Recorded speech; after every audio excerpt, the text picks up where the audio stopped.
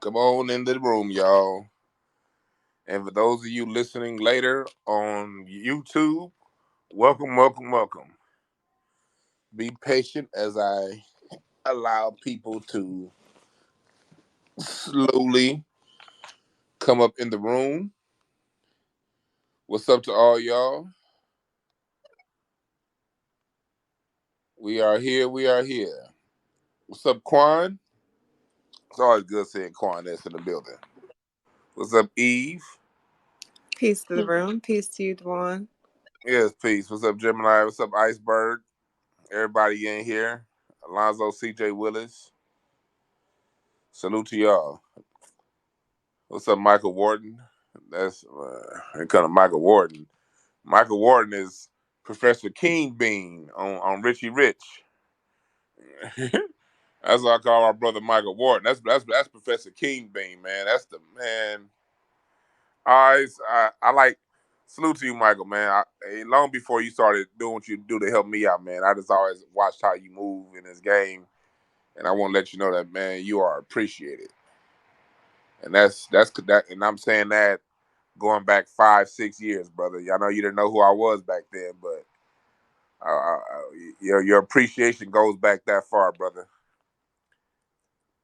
And people, when it comes to this movement, when it comes to this thing called Black culture and preserving Black culture, I always say it takes everybody. You know what I mean? It takes all of us. It takes all of us. Some people gonna speak, and there's some people who are never gonna speak. But the things that they do are every bit as important as the speaker. Like when we think about it, when we get into these fights over who's worth more or who does this, who does that, does anyone ever debate on which side of the tire is most necessary? Think about that when you want to have your debates over who's important and who's not, and profile and all this stuff. Which side of the tire is most necessary? It ain't one. The whole tire is necessary. Everybody plays a part in this thing. And that's why we talking about, DJ Akademiks over here disrespecting the pioneers of hip hop. And salute to LL Cool J for checking them. And we need more of the founders and forefathers of our culture and our music to be more vocal when it comes to preserving the culture. Because the only people who gonna preserve the culture is us and only us. You can't. One of the major mistakes Black America has been making over the last 300 or 400 years is one, not documenting our accomplishment. That's mistake number one. We don't really journal and catalog our greatness as it's happening. Not enough. Some people have. Salute to Ida B. Wells, and there have been some who have, and Freddie Douglass, and the original Jet and Ebony magazine back when they first started. Not over the last 30, 40 years, but the original Jet and Ebony. We've had Black newspapers throughout time, but we need to do more of journaling our history. And we also, number two, need to defend it. I think we give these other groups too much credit for taking. They ain't that strong, they ain't that smart. We just traditionally, don't defend our culture.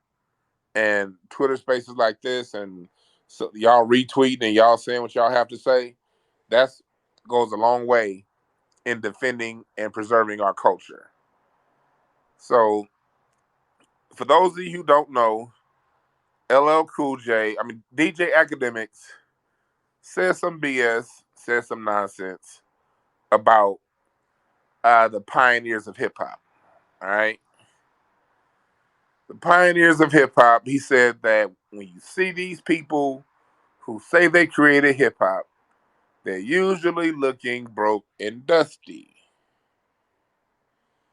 And the broke and dusty, people may not have the biggest issue I had was the dusty part. Because broke doesn't necessarily mean dusty. And dusty and money doesn't indicate a lack of dust. Dust is a mindset, dust is an energy, dust is a way of being. And Dust, when you call someone dusty, that's very disrespectful as to how they live their life. Just because somebody's not driving around all day in a Range Rover or a Rolls Royce Phantom, don't mean they're dusty.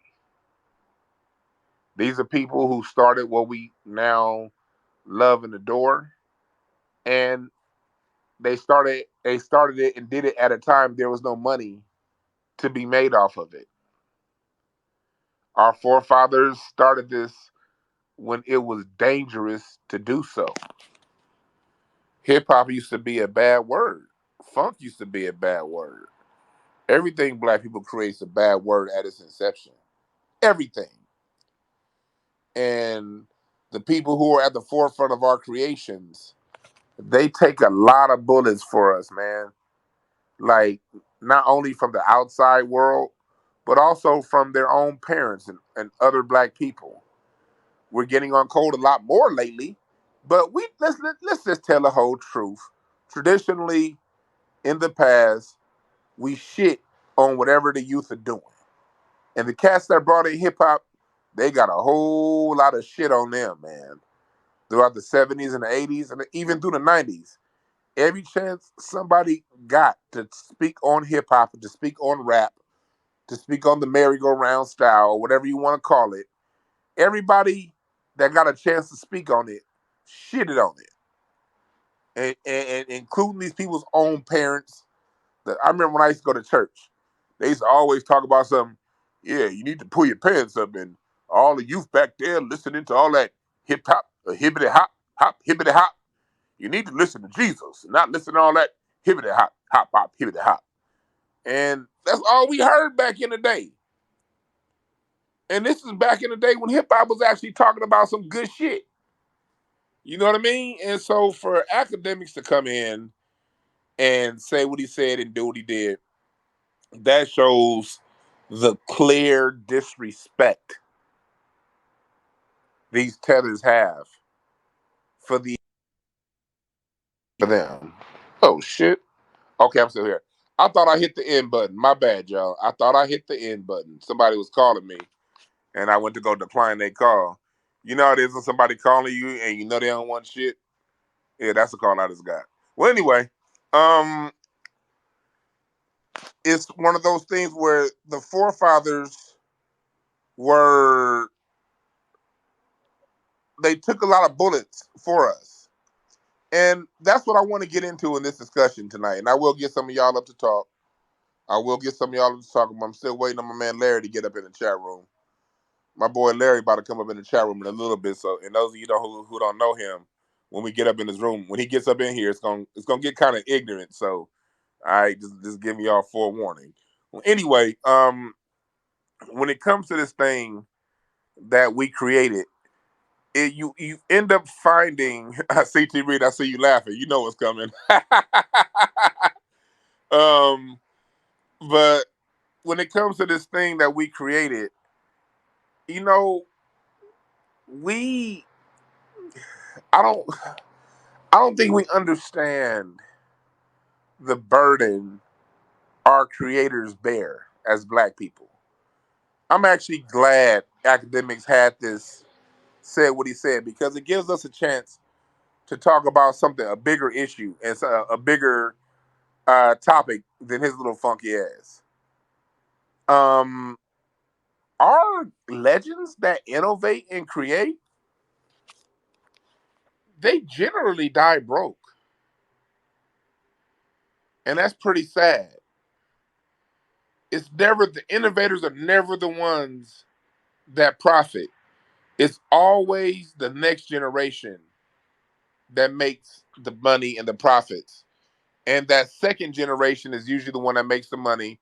And then by the time it reaches the third generation, the white folks done came in and took it, and they making all the goddamn money.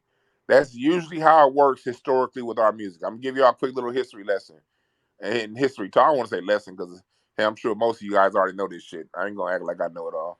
But anyway, for those of you who don't know, this may be new, and for those of you who do know, hey, salute to you. We can discuss this. But historically, when it comes to black people, when it comes to us, the first generation usually dies without much accolades and definitely no money. The second generation makes a little bit of something, and that third generation on white folks done took it. We can go back to ragtime. Um, Scott Joplin, he made ragtime popular, but he wasn't first generation in ragtime. You know, the first generation of ragtime artists never got their due in the 1880s. They never got the sound. Same thing when it comes to jazz. Louis Armstrong is the person that really blew up jazz and made jazz the world music that it is. But Buddy Bolden never saw the success. Buddy Bolden never made the money.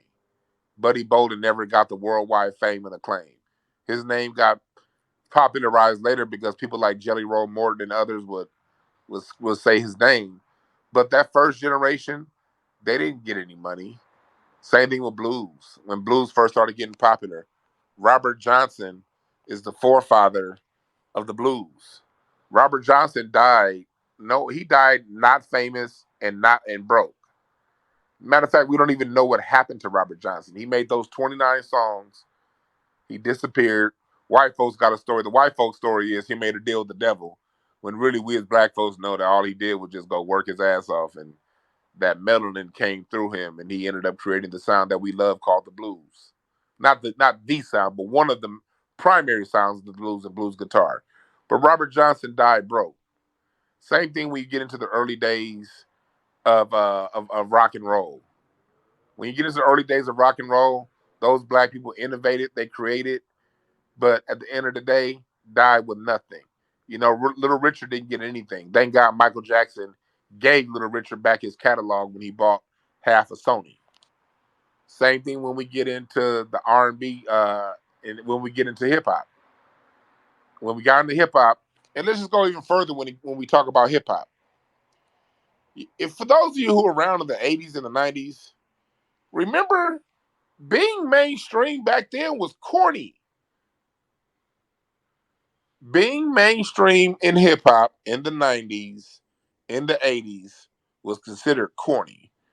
Hip hop was proudly underground in the 70s, 80s, up until about 93.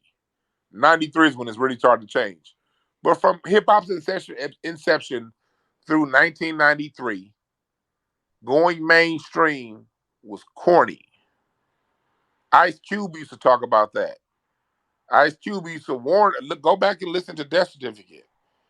Ice Cube used to say, hey, look, man, you make your music for the streets. Don't be going around selling out to MTV. They don't care. They'll have a new nigga next year trying to be white or a Jew. But ask yourself, who are they to be equal to? That was early hip hop.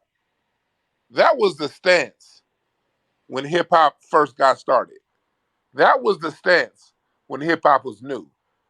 I remember when MC Hammer came around, people clowned him for signing for all that money and doing KFC and Pepsi commercials. Remember that?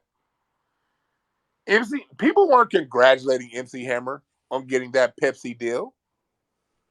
They were telling MC Hammer, "Yo, you selling us out."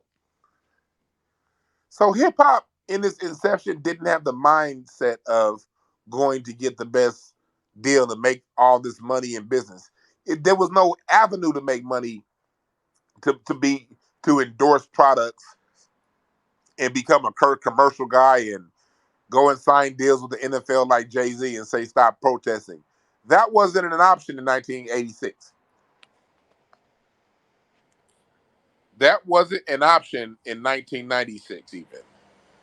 And so those of us who were around, we know that, we see it, but now we're dealing with a new generation of young people out there. And one thing we haven't done well as a culture is really spread the information and pass the information down.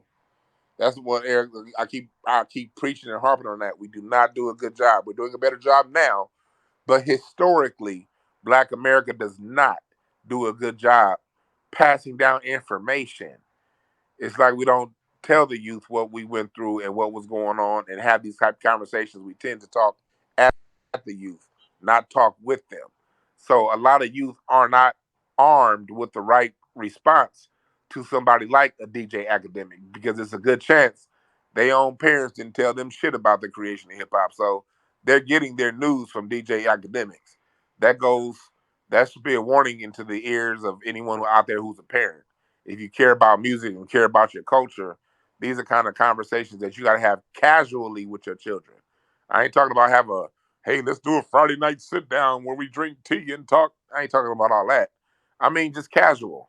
Have these conversations, these history lessons, and talk to your kids about this history. Because if you don't, it's going to be left up in the hands of people like DJ Academics. And who in the hell wants him telling the story? You know? So, anyway, Academics goes around and he tells the black, he says the original forefathers of hip hop are dusty. And then LL Cool J did what was supposed to be done. He checked it. He checked him. LL Cool J understands, hey, Academics may not be nobody, but he has millions of people who listen to what he has to say. So since this dude has millions of people who listens to what he has to say, I have to go ahead and say something and speak up. And that's what LL Cool J did. And what LL Cool J basically said was, black people, I mean, not he didn't say black people. He said he's talking about this the forefathers of the music and of the movement and how they sacrificed and did what they can do to make a place to set a table for somebody like Academics to eat. And that's true. They set the table. And now we see a disrespectful cat like Academics saying what he's saying. And yes, since LL Cool J said what he said, Academics came out and apologized. But that's not, I'm not, here for that fake shit. At the end of the day, we got these people in our culture who aren't even from our culture. They're young and he's not from our culture, Academics. Academics Jamaican. He said it himself. Academics came to America. His mom basically married, his mom was like basically a domestic and she married like a rich white dude. And that's really what got him his start. Academics isn't from here. He's basically the son of a domestic that got the hookup. She married. He basically was Arnold from Different Strokes. You dig what I'm saying? Except his mom stayed alive and she married Mr. Drummond. That's basically what happened. And he has access, and now he's a person speaking for the culture, but he doesn't know anything about the culture. And just the bold for me to be so bold and to talk about people that come from a group that have done nothing but provide an economy for you to live on, for you to be so disrespectful and call them people dusty, that's a problem. That's a problem. And the fact that this guy is the voice of music to a generation, a D, is he even a DJ? Like, for anybody that can answer this for me, like, has he, excuse my ignorance, but like, does he have like a song that he put out? Like, is what? I mean, I need y'all help. Has Academics like put out like does he have like a mixtape of beats or whatever? Has, has DJ Academics ever DJ'd for an ice cream truck? Is what I'm trying to ask you guys. Has he ever? I think DJ Tanner from Full House is more of a DJ than DJ Academics. I mean, I'm just asking. I don't know. I don't know it all. I don't know his history like that. I mean, but talking about like I've never seen his name on any music. Is it just a YouTube? I mean, a thing where he's is it where he just sort of DJs on Spotify or whatever? I don't know, but he's been talking a lot of disrespectful stuff about our culture, and I wanted to hold this space tonight so we can have this talk. I'm trying to extend because my boy Larry, I'm waiting for him to get up in here, but he taking our goddamn day to come up in here. So I'm gonna start off. I'm gonna let some of y'all go ahead and speak. Eve, you can invite some people up, or I mean, answer some requests. Not invite them up, but whoever's requested. I think we got Heat first, and then or CJ Willis. I don't know which one was first. So whatever one you choose, Eve, is who's gonna go first. Actually, is it okay if I go first? Go ahead. Yeah, you can go first. Go ahead. Go ahead. I threw some stuff in the Jumbotron for y'all to check out just in case people hadn't seen what LL had said. That's up there, and then just some people showing support. And then with your most recent question about why DJ Akademiks is a DJ, I think it's interesting because he hasn't made any music. And according to the article I just shared, it seems like he's a DJ because they're giving us the stereotype of gossipers. Niggas like to gossip. So DJ Akademiks is a gossiper, so he gets to be a DJ uh, in our arena or in our environment. So I think So that's because he interesting. because he gossips and has like a whole little show talking about Chirac. That's how he got to start, you know. And so coming from his rich home where he was raised by Mr. Drummond from Different Strokes, and he would go over to Chicago and to the South Side and record. Because he did that, he gets the title DJ. There you And go. has he ever scratched a record or mixed anything? I was wondering. I thank you for that because before you said that, I was like, hey, Cat, this cat couldn't DJ a bar mitzvah, and he's over here talking on hip hop. All right, whatever. First person to speak, go right ahead. Whoever you say It's it is. gonna be your boy Larry because he came up. Or Oh, no, I'm sorry. I thought that was Larry. It no, said that's not Dirty there. Laundry. My bad. Oh, no, It's actually gonna be Heat St. Cloud. all right, go ahead, Yeah, Heat. I just wanted to say, it's basically I compare him to the Say Cheese and the those gossip sites on Instagram. Basically, them the tellers that lead that, they basically feed off of us. We like a sponge they absorb, bro. Like with it, basic entertainment, and then you can see when he does interviews with Tariq Nasheed, where he'll seem like he's interested in certain things, but you can see his nonchalant attitude in certain things to where he's removed from our culture. And we do have to gatekeep even more, like with the thing, like his following is younger people, and with his following, you can easily taint their perspective with just his opinion based because of his platform, and people gave him this platform now, and it's up to us to make him use it responsibly. You know what I'm saying? We have to gatekeep, and we, like what I said, we got to keep boycotting that BET stuff, because that's leading a lot to what is I want to say that's leading a lot to what the white supremacies or whoever owning these companies, that's leading to what they got planned according to what they're trying to accomplish. You know what I'm saying? So we really got to gatekeep and trying to delineate and keep these people out of the culture and make them respect it even more. Even Vlad as well. These people, we could get these people up out of here and let them know we're not taking no more disrespect. Even the pioneers, man, you got to respect that. You either know where you come, you don't know where you're going unless you know where you came from. So I want to just lead there. Real talk, real talk. Thank you for that. You hit it on the nail as far as we really do have to respect. We have to defend our culture because if and especially, and I don't like to play the gender divide stuff, but really us men, we really got to defend it because you don't see women having arguments over top five conversations. So all the help the ladies can give us, that'd be great. But really, as a man, it's really on us to defend the culture. We got to step out. We got to defend black men. We got to get to the point to where we defend black culture the same way these bronzexual niggas defend LeBron James choking in the finals and choking in the fourth quarter. You bring that up, you want to see a grown ass black man get a goddamn migraine headache and cancer at the same time. Say something bad about Michael Jordan. Just tell a black man, hey, Michael Jordan, he was great and all, but he wasn't the greatest of all time. Half these niggas will go do a front flip, back flip, side flip, cartwheel, and they get to spinning like the Tasmanian devil.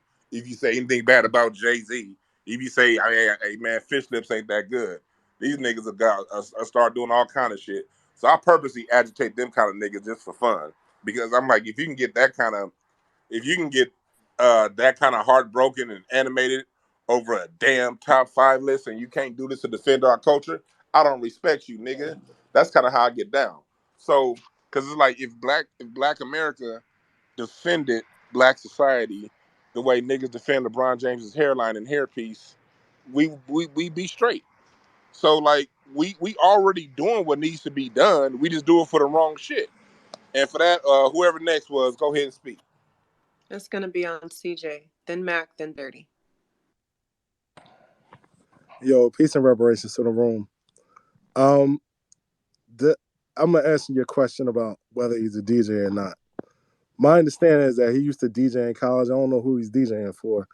Um, I don't know if y'all remember the site. College. So this nigga was DJing Sigma Nu parties. I All right, guess. go ahead. I don't know if y'all remember the site That Piff, where he used to be all the mixtapes. The first time he said something slick, because I didn't know who this dude was. Like, you know, several years ago. I mean, probably 10 years ago. I went to Dat Piff to see if he had any mixtapes. He had 2 mixtapes, and they were trash. I mean, them shits were trash, bro. I mean, I don't. He doesn't need to call himself a DJ. Them shits are trash, and I've not heard him mix live.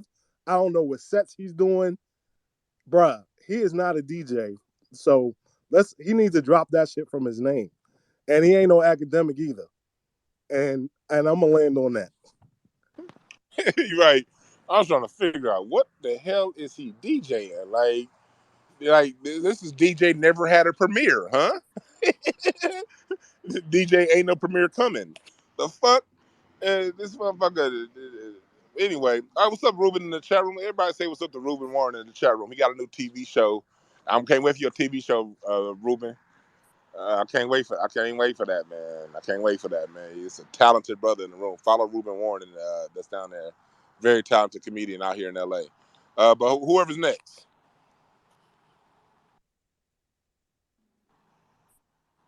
It's on Mac. Or I guess he left. It's on Dirty. Peace to the room. Peace to the room.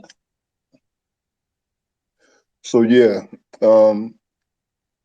I have a lot to say about it, but I'm gonna trying to pick up where the brother Heat St. Cloud kind of left off, because he mentioned DJ Vlad, and to me, DJ Akademiks is kind of falling into the same paradigm or the same model as a DJ Vlad. He's about as much a DJ as DJ Vlad is. You know, recently I saw Akademiks, and he kind of was taking shots at, you know, Native Black Americans as far as in the academic world, as far as, you know, being lazy and slackers. And I, you know, at that point, I was ready to put him in the trash. He was kind of on the borderline, but when I saw him take that tack, I kind of knew where he was coming from with the stereotypical, you know, Black Americans are lazy trope. I don't know if you guys can still hear me. Yeah, we hear you. Yeah, okay. And peace to you, Dwan. I subscribe to you on YouTube. I appreciate your content. Much love. And especially your historical pieces on Black music.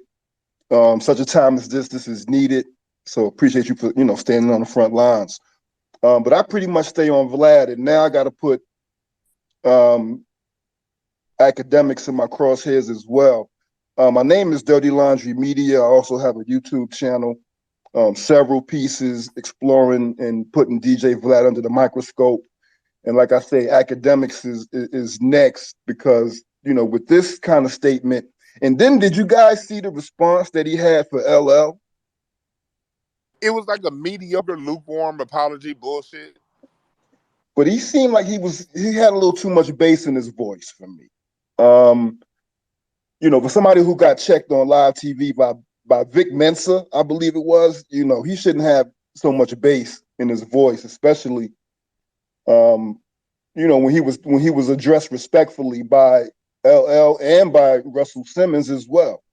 You know, you got two of the most legendary names in hip hop, you know, coming to you respectfully. You know, you have to humble yourself down at some point. It kind of reminds me of when Vlad overstepped and mischaracterized Minister Louis Farrakhan's statement. And rather than humble himself and apologize, he pretty much dug his feet into the ground, fractured relationships, and pretty much, came on the radar of people who thought he was pretty much a benign factor, and pretty much, began to look at him a little more closely at that time. Because a real journalist has no problem apologizing if you're a real journalist. He claims to be a journalist now. So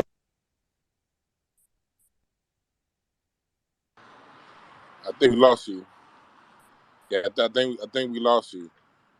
But yeah, come back in, brother. But yeah, when it comes down to it, I think for me, and then we're gonna get to the next person. I was gonna say this real quick. When it comes to the list that I have, Akademiks, Vlad, uh, Fat Joe, Busta Rhymes, Pete Rock, Dougie Fresh, if he keep running his goddamn mouth. These are the people who, the no jumper dude, this Adam whatever, and I'm not, I'm not saying y'all to watch or don't watch. I don't believe in telling people what they should or shouldn't do. But these are people that we have to all watch that profit off of our culture, that aren't part of the culture, that sometimes finds ways to shit on our culture. They're all on that same list, and Akademiks been on it for a while. And but go ahead, Eve. Whoever's next. The average Black American is next. Much appreciated, family. Much appreciated to the room. I've been watching DJ Akademiks here and there for a while, and I've been very disappointed. But there was something that stuck out that he did about a year ago to a artist that was kind of like homegrown, independent. Name is Maury. I think his name's Moray or something like that. And Akademiks called him a plant because of how successful he was on his own. Now, anybody who's seen Maury knows that he's not like your typical, he's like overweight, he's short, but he has a really good song. And Akademiks just started hating on him. And I think, and what it showed to me was that Akademiks had an issue with somebody who not only was self-made, had no help or nothing like that, but I think it was a projection, because I think that Akademiks is the plant. And when you look at his support of 6ix9ine and giving 6ix9ine a lot of credence, somebody who also has agent behavior. When he got in court, he was snitching on people he didn't have to snitch on. He told everybody about 21 Savage. I'm like, 21 Savage in Atlanta, and you saying he's from England? Why are you even bringing this dude up when you're supposed to be dealing with New York, right? And then you hanging around rappers, and you got in the game being a documentarian, and then when you were a teenager, you were like a police cadet or something. When you were a teen, this is 6ix9ine now. So then Akademiks gives credence to this guy, and they just having really cool conversations, not contentious or nothing. When DJ Akademiks has smoke, it's for people who aren't problematic to our culture. He has smoke for them. When you got Fresh and Fit up there, one dude is from Barbados, I believe, and the other one is his real name is Anwar Fudo, but he goes by Myron Gaines, right? They called us pussy, Black Americans. They called us pussy and said that we whine and complain a lot. And DJ Akademiks seem to be in agreement. So when you bring up these outsiders who keep on having smoke for us and we allow them into our culture, the problem's right in front of us. And they're being buoyed by the power structure that also has problems with us. When we talk about the Democrats and who keeps being pushed into the limelight, who are outsiders, while also having negative opinions of the voter bloc that has supported them most uniformly. It's a structure that is very problematic, but more than that, it's anti-us. And so these opinions that are anti-us, we have to continually call out. We have to make sure that we're hostile with them. And we have to understand that when outsiders talk like that against us, they need to be cut off. DJ Akademiks doesn't just need to be talked to. He needs to be cut off and shunned and called out for his anti-Black American hate, because that's what this is. To speak matter-of-factly about us and against us while having a platform that is floated by us, standing on our shoulders and speaking against us, is a level of disrespect that I can't even understand. I can't fathom. or express. And then to go to to land my plane, your last point, I like how Vic Mensa rolled up on him and was talking about I should slap you in the face because of what you did, concerning Chicago, talking about people's death, so just nonchalantly profiting off of it. Meanwhile, you're from Kingston or you're from Jamaica, and over there people die all the time, and you wouldn't dare do that. And there's more murder culture over there than Chicago could ever dream of. And I land my plane. That's man, you just dropped a whole you just said a whole lot of shit, man. Goddamn. Listen to the recording and listen back to what this brother just said right here, because that's some real talk right there with him not being part of the culture and profiting off the culture. DJ Akademiks has been a problem, and we talk about plant. For him to use the word plant, that's interesting because again, you're known as DJ Academic, but you ain't ever DJ'd anything. You've never DJ'd a Pop Warner football game, and so for you to be called a DJ and you got all this access without ever DJing anything, that's a problem. What's up, Jay, down there if you want to speak, Jay, say something. It's always good to hear you speak. If you hit the request, if you got something to say, Jay. I know somebody else, but I want to actually, Ave, I'm going to skip. I see Warren requested to be a speaker. I'm going to skip the line and get to Warren real quick. Then I'm going to get to whoever was next because, hey, Warren's my guy. I'm sorry, I said Warren. That's his last name, Ruben. I'm calling him by his last name. Well, hey, Ruben, I want to hear what you got to say. Hey, before we start, Ruben, I'm gonna go down to I think I'm gonna go down to the comedy store tonight. They just told me T.I. having his little birthday shindig at the comedy store tonight. Yeah, he is. He doing like the birthday show or something. I was actually gonna go down there anyway because I was gonna go to crack him up and kick it. So I was gonna head down there. I'm gonna head down there. I'll see you there later on tonight. I gotta see this, and I think Kamara's gonna say. But go ahead. What you got to say, brother? Oh, I just wanted to say salute to LL. I appreciated what he said and calling out DJ Academics. And also I just find it interesting that before the Tariq interview that he did, he was under the assumption that Jamaicans created hip hop because that's when they had the whole little debate about it. Yeah, he And was. then I forgot about that. Tariq schooled him on that. So it's just interesting that he just turned around now. He's like, well, the founders of hip hop, the pioneers, they dusty. It's like, but if you thought that they were Jamaican, you wouldn't be saying that they dusty and broke and all that stuff. You would be trying to uphold it. But then you find out the truth that it's not your culture that did all that. It's really Black Americans who did it. And then you want to turn around and be petty and be like, well, y'all just broke and dusty and all this other stuff. When it's like, but like LL said though, it's like we created the industry though. So it's like, of course we started off broke because we was having house parties. So of course we're gonna not have no money because we ain't even thinking industry. We just having a party, having a good time. Not knowing that it was going to evolve into a world changing culture.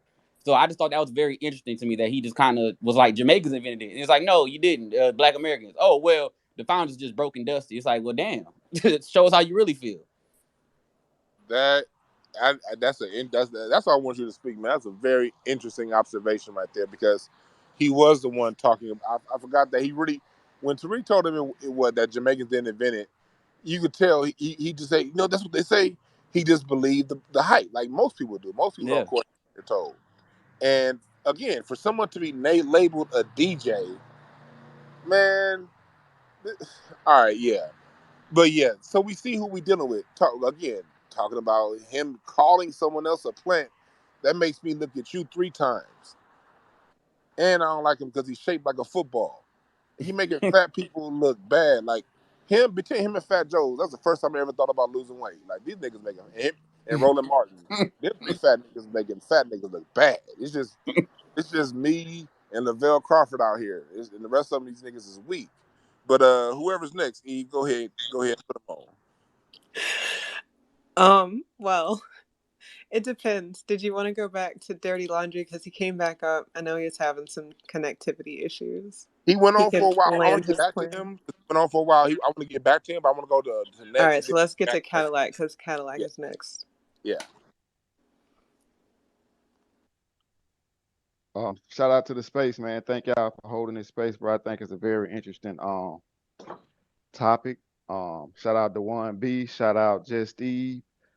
Shout out to all other speakers and rest of the FBA family in the space. I would say that I'm surprised that y'all surprised. Like I know black people are some of the most, respectable, especially when it comes to other groups, and like I think all the stuff we went through, it kind of like have us with this big inclusive type of personality where like we feel like everybody, we hate what we went through, the racism and all that stuff there. So like we don't try to push that on other groups. But at the end of the day, like we already know that none of these people like us in real life. I did a long stretch in prison, and it was my first time actually being around any type of immigrants. Having to live around them and just be around them all day, every day. And I seen how because I'm from Louisiana, and so we don't really have a big immigrant population. They coming now though, but we never had a really big immigrant population, so I never got exposed to Dominicans, Haitians, Puerto Ricans, even Mexicans. You know what I'm saying? And so now for me to see, you know, people who've been around them, I know a lot of y'all probably been around them a lot more than me. Like, but I seen firsthand how they don't like us. They don't deal with us. They section themselves off from us. You know what I'm saying? All the resources they keep to themselves. They keep everything in house. Now we have had the different Arabians and stuff like that running the stores, but they don't deal with us neither. People from the Middle East or whatever, Palestinians, Pakistanis, Israelis, stuff like that. So but outside of that, like I never really had to deal with them except for like on their level. But even they don't like us. So it's like for me to, I don't take nothing for granted. I don't give them no pass no more. Now that I see and I know, I move accordingly. I ain't giving nobody no pass. Like I'm giving y'all the same energy, that y'all give me. Like one of the brothers said. I think they had a big speech back in the day. I think Malcolm X was on it, and it was called "A Hate That Hate Produced." And they were speaking on that topic. I think it was on CNN or one of these news channels, NBC or something like that, from way long time ago. So like, yeah, man, we got to stop giving these people these passes. We got to stop thinking that they got our best interests at heart when they shown dealing even with the reparations claims right now. If we can't get it, if they can't get it, they don't want us to get it. And that's with even with white folks. So I ain't gonna be long winded. I land right there, y'all. Thanks for letting me speak. For sure, bro. That's some good information. And I'm glad you said that. And let me say something real quick. Being born and raised in LA, we got that Mexican influx before the rest of the country. And for a lot of y'all getting it around the country, this just a quick little warning. When they come in, when they don't have the numbers, they cool as hell. They come talking to you, my friend, hey, my friend. That's how it is when they 5-10%. They my friend, and then when it gets to 20 and 30%, they okay. They listen to War, and the young ones listen to Tupac. And then, but when they get to be about 50-60% of the population, man, that's when they start. Man, they the tattletales at work. If you got a Mexican at your job, don't do shit in front of them. They're gonna tell. They're gonna do whatever they can do. And when the minute they get into a supervisor position, they gonna flip your black ass up out of it. And next thing you know, that whole department gonna be brown within 7 months. So don't when they come in, when they new to your city, they gonna come to you like, hey, my friend, my Bobby, my friend. Don't fall for that shit. That's just temporary. So that's just a warning. All right, whoever next. It's my friend Tommy. It's on Tommy. Hey, what's going on, family? Peace to the room. Shout out to brother Dewan, sister Jess Eve, the rest of the FBA family in here. Great space. I don't know academics. I know Livingston Allen. All right. Livingston Allen is a Hold on, wait. His first name is Livingston. yes. This nigga's first name is Livingston. Yeah, That's like how you know it. That's how you know that nigga is not FBA. That nigga got a last name for his first name. first name. How do you have a 3-syllable last name for a first name? Oh, we know he ain't shit now, man. Go ahead, my bad. Yeah. So Livingston. I stopped. First of all, I never supported him, but I knew he was a cornball. I think somebody was talking about a couple minutes ago when our brother Vic Mensa pulled up on him and told him he should slap the shit out of him. This man made a small fortune for himself, exploiting and instigating beefs that were going on in Chicago. That alone should have been enough to show us as a culture that he ain't shit. This nigga don't spin records. He don't know how to DJ. LL Cool J was 100% on code to check this man. But this is what I want to say. LL Cool J should not have had to check him. All of these Lil Durks, all of these Spot 'em Got 'ems, and all of these other young rappers who self-proclaimed big steppers. Um, Listen, man. Sometimes our elders should not have to defend the culture. I really feel like this was a point in time where LL Cool J he's hip hop royalty. He shouldn't have to come off his throne to deal with this fucking Nerf football shaped ass peon. So that's the only knock that I got in this situation. Along with Livingston, Lil Durk, and all of these young rappers that's making millions and getting the big fame and talking about how they big steppers. I want to see you niggas step the goddamn Livingston. I want Livingston out of the paint. I ain't saying go out there and you know what I'm saying, off him, even though my life would not stop an inch if I woke up tomorrow and found out that he was no longer among us. I ain't wishing death on the dude. I'm just saying. I need these young rappers to step the fuck up. LL Cool J and Snoop Dogg and other brothers and sisters that's on code, they shouldn't have to deal with the riffraff like this. Livingston is disrespectful. He shouldn't be in our culture. And we moving to delegitimize him. And I land my plane. That's real talk, and I wish you never told me his name was Livingston, because yeah, I really can't look at this nigga a certain way. People named Livingston, he sounded like he grew up wearing Mr. Belvedere sweaters at school. Somebody named Livingston, and now he want to go around talking about and being a voice for hip hop. That's some bullshit. That Uh, nigga And grew up. penny loafers. That nigga grew up wearing faded glory and linen suits that was too big for him.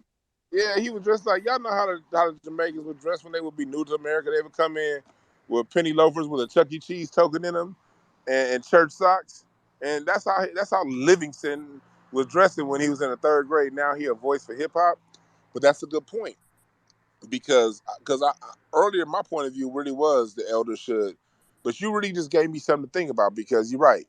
The royalty should be able to sit back on his throne, and the shooters is the youth. The military is always the youth. The older people are the generals. So you're right, and even Kendrick. And Kendrick's my favorite rapper out right now, but I'm not gonna say, we all heard the last album. It was great, but we all heard some themes in there that have all, if you know how the game works, you kind of like, ooh, that was a buzzword. I think the brother's still on our side, but ooh, I didn't like that. But I'm gonna give him one because he's been consistent. But we need them coming up and speaking, because that's the generation that has the ear of the same people Academics is talking to. So them cats ain't gonna listen to LJ. They already don't respect their elders. We need the generation that's out there now, that's relevant now, to be speaking up on it. And that's why I do want to salute Simba, for that flow that he did on what's his name. I'm drawing a blank. You know that nigga that was disrespecting Tupac. I'm drawing a brain for it right now, the DJ.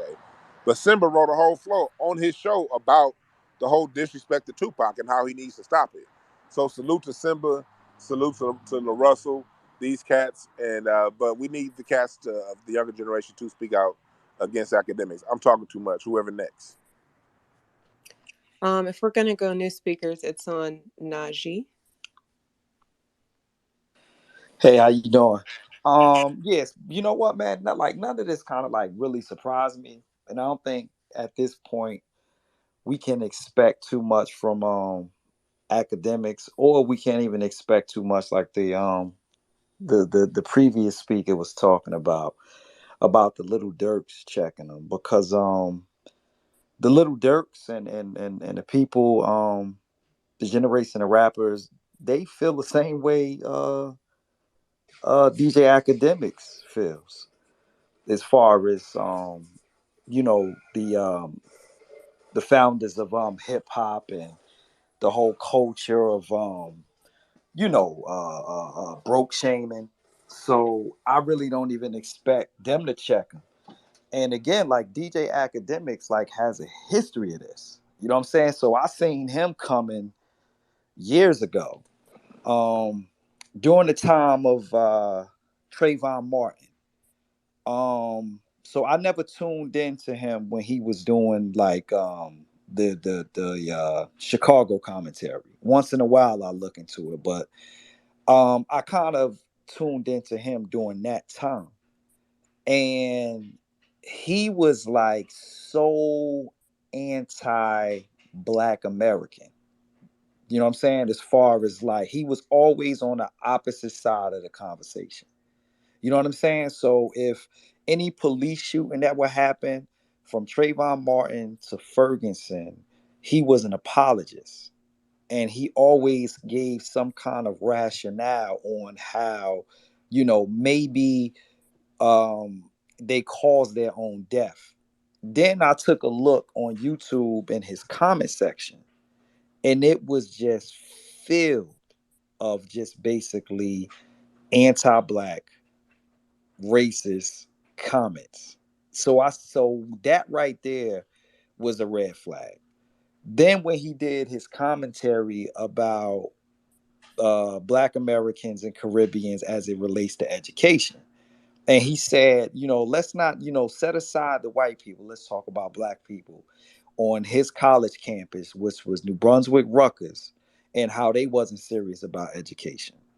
I live in that area.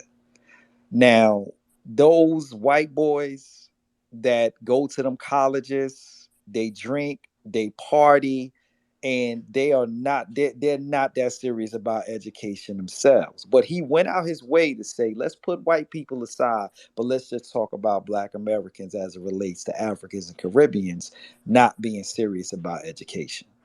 So again, like I'm a firm believer of people being consistent. And this man has just constantly been consistent as it relates to the disrespect of the founding fathers of hip hop and just black culture, period.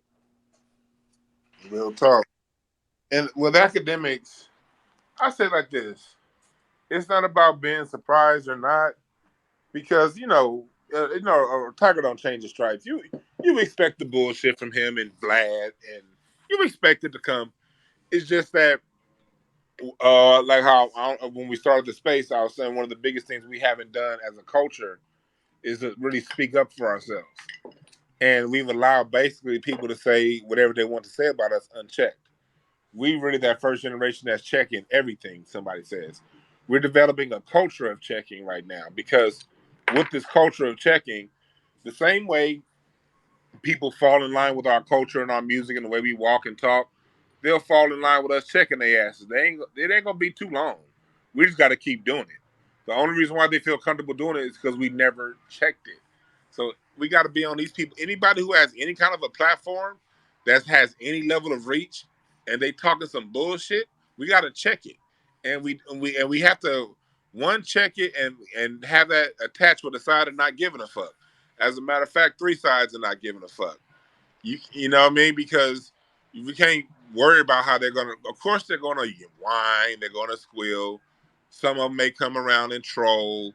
They're gonna say what they're gonna say, but at some point they're gonna fall in line. And you know why they're gonna fall in line? Their culture ain't shit worth nothing to them.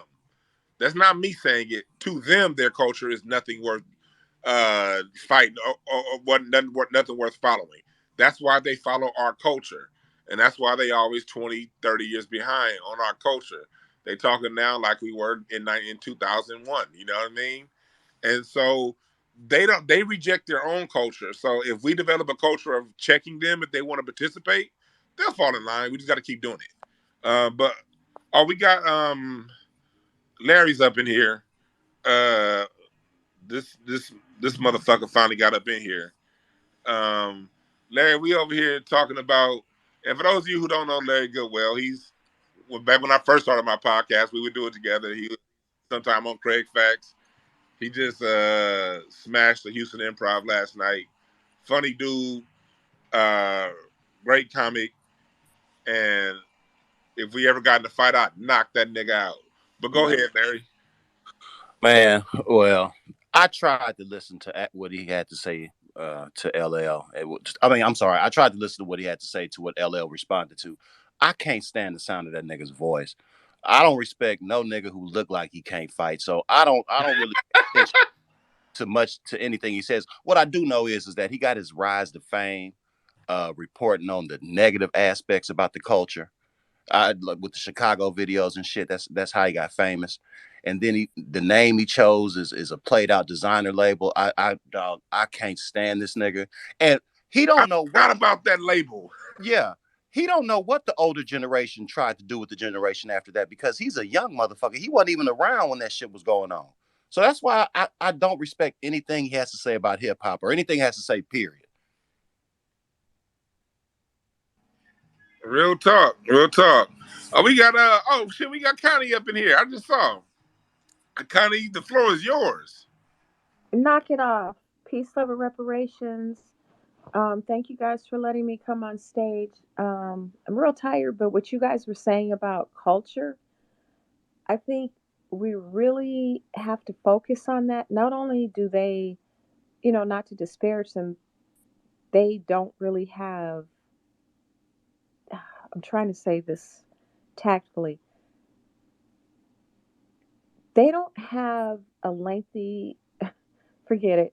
Let me just go to my Let me point. say, Because, huh? they don't have something that they feel worth valuing. Right. But here's another thing. This is so basic, but it's hard for me to say. They're not from our culture, so we have this expectation of them that they're lacking.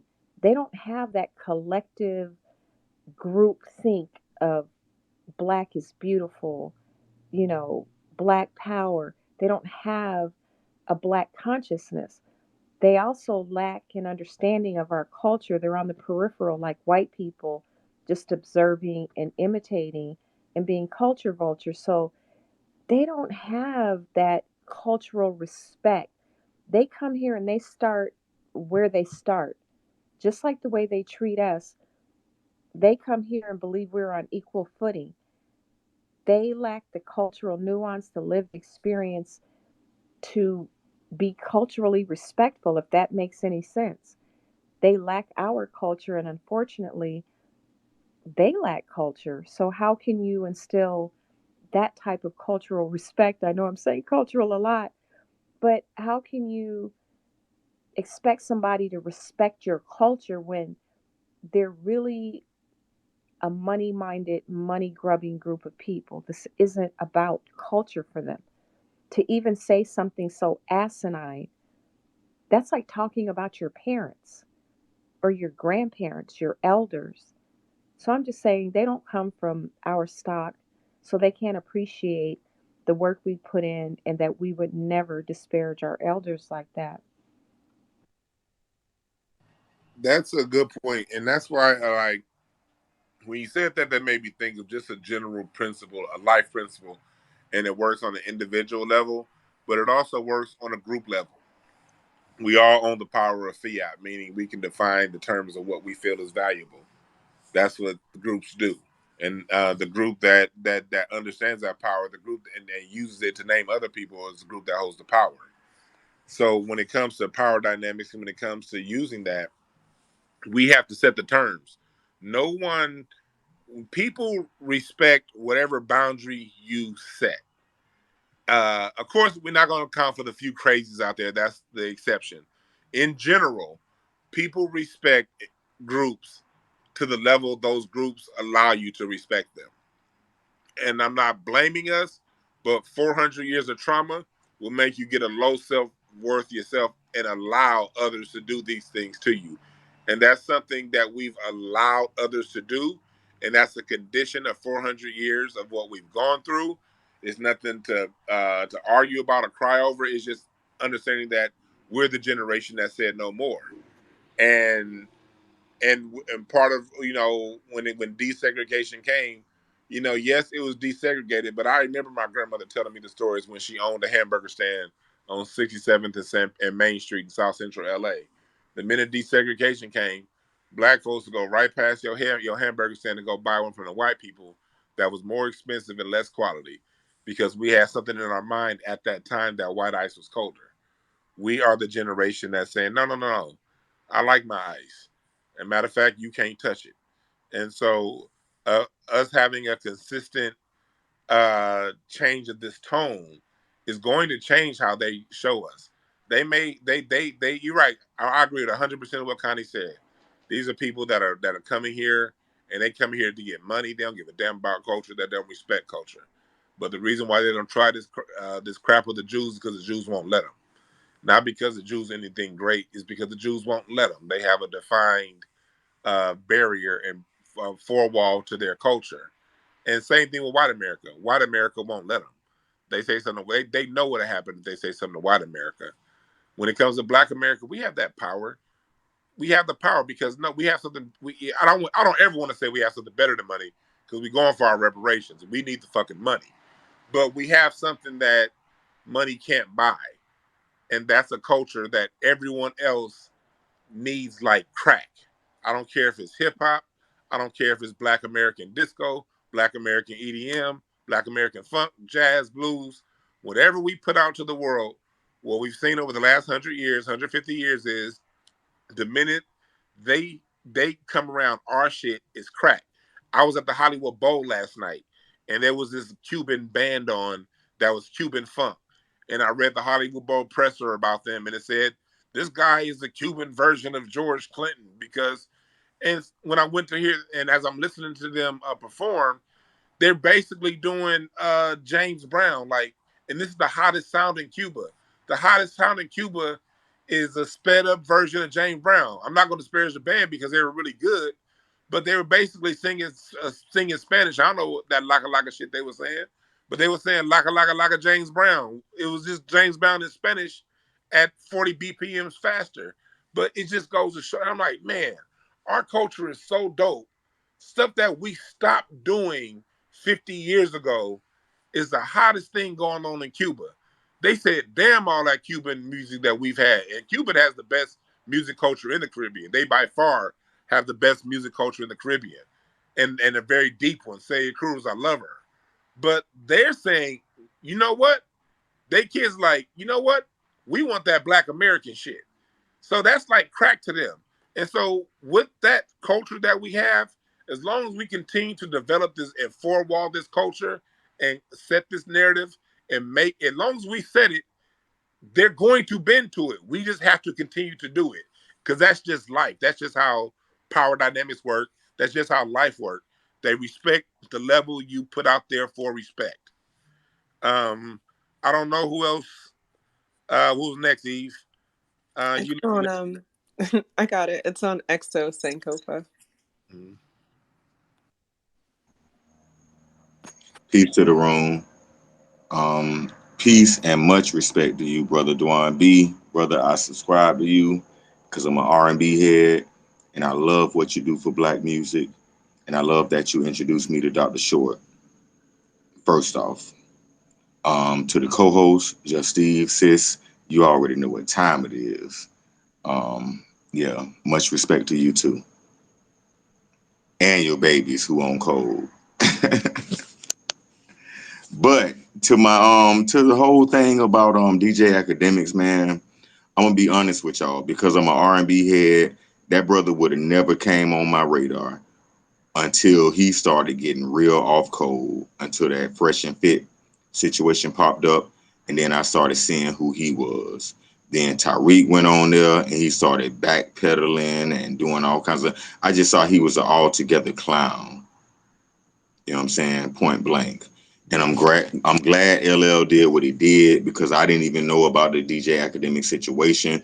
I was just in another space where I was like calling him out and didn't even know he was just cutting up. You know what I'm saying? Like in real time. So I'm glad you calling this space out. Yeah, for real though. I'm glad you doing this space, bro. And I'm glad you calling this shit out. And I'm glad like let's cook his ass and roast his ass to rotisserie perfection. I come from the savage side of the tracks. Okay, so I'm ready for this, brother Dwan. Yeah, I'm with that, man. He already looks like a Cornish hen, so let's go ahead and Well, rotisserie. y'all done already called it about Livingston. Are you fucking for real? Okay, let's get it. Not called him. That's his name. We didn't make it up. No, I'm saying Hey, I'm gonna get into the next person. Hey, but Larry, I gotta get your response. Somebody said his real name is Livingston, dog. Can you trust a nigga named Livingston? What's your rule about people who have last names as first names? The only one you can trust is Rick James. That's it. Only one. The rest of them niggas is untrustworthy and trash. Like people named Livingston, they wear one red chuck, one green chuck. I can't trust them kind of cats. But who was next? Not one red chuck and one green chuck. I'm dead. That the average black. I think it was on CJ Willis just before me. Yeah, I had him down too. So yeah, CJ, if you want to go too, between the two of y'all came back up at the same time with the hands. My phone had died, so I had to plug in. But average black can go first since I already spoke. Y'all are so polite tonight. You two nice ass niggas. Somebody go, you nice, polite, gentlemanly ass brothers. Somebody go. Shit. Much appreciated. Look, I'll do Livingston brought it out in them. That's funny. Yeah, no, I appreciate you, Dwan B and Just Eve. Yeah, Dwan B, I'm also from Southern California, man. I like what you said about what happened after segregation. I've had some, my family's been here for damn near 100 years now, since the 40s. So You like me. So yeah, we one of the few. My family been here since the 30s. see, yeah, that old black Californian. Tell you some stories, man. And you know what you said about the Mexicans is very true. When they was on a different energy in the '80s, man. They was on some cool vibey shit, invite you over for tacos and shit. Be all up in your neighborhood, just as nice and kind. And in the '90s, they got their ass on their shoulders, like a lot of immigrants. And it's crazy because we're so inviting and so kind to everybody, and we have the same energy with everybody. We just base it on how you treat us. But I hope that black people are paying attention because, there's people who look like us who are not us, and they try to operate as us, and they give out fucking cookout passes. And I'm like, motherfucker, you gonna be cooking curry goat and oxtails and shit on the grill. And you giving all these fucking passes to people who don't fuck with us. If you looking closely, they don't look closely. They trust every white person smiling and waving and shit. So it's like we gotta stop giving out passes to everybody black, because people be off code so fucking much and allow all types of fuckery to just happen with other outsiders, because we be thinking that, oh, that's us. No, that's not us. Look at this motherfucker's hairline. Look at his face. Look at DJ Akademiks. Motherfucker look like Jerry the Mouse. You know what I'm saying? Of Tom and Jerry. So this Yeah. motherfucker, he a weird looking motherfucker who's probably insecure, and they hate on us, they hate our culture, but will say that we ain't got no culture. Meanwhile, like you were bringing up, a lot of their cultures are based on our culture. Fats Domino's based almost single-handedly created what was that, ska music? You know what I'm saying? And then when we go into Bob Marley, he talks about the influence of Black American music on what he does. So it's like we're not talking no big shit about nothing. We sitting here quiet saying, "Hey man, I'll go to the Jamaican spot, order some cocoa bread and all of that shit, and listen to their music." Not even telling all the Jamaicans with our fucking nose up in the air, it's our shit that created your shit. But them, one motherfucker make one party and mix some records, and now you the whole fucking founder. It's like just because you got Denny's and a Black American was cooking fried chicken in that motherfucker, don't mean that you created soul food. All right. And it's crazy that so many people try to do this very sloppy reach and stretch of trying to make themselves relevant on our shoulders, meanwhile giving us their ass to kiss.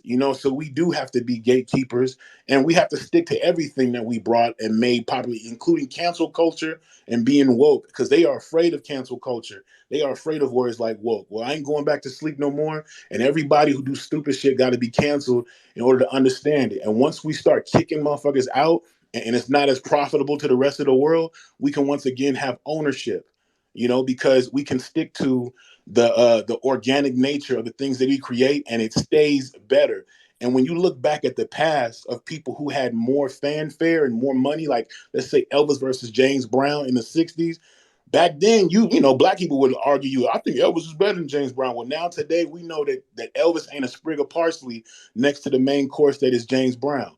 So, over time, the truth will come out, and we have to make sure that we gatekeep everything and kick all outsiders out who are off code. And if you a fucking tourist, then you got to get your visa checked every fucking day. And every time you do something stupid, you get kicked the fuck out. And I land my plane. That's real talk right there, man. We got to really check everybody's paperwork when it comes down to it, because at the end of the day, everybody, just because they party with you don't mean they're your friend. You know what I mean? That's the thing people think is going on. They think because, and another thing we gotta do is any black person, and I haven't seen too many black people doing this lately, but any black person invites anybody non-black to the cookout, we need to check that nigga. Like, no, you know, it ain't no. We getting on your ass for even offering this pass to somebody coming to the cookout. You know what I mean? Because, and I think overall we're doing a really good job of that. We're doing better. We're getting better.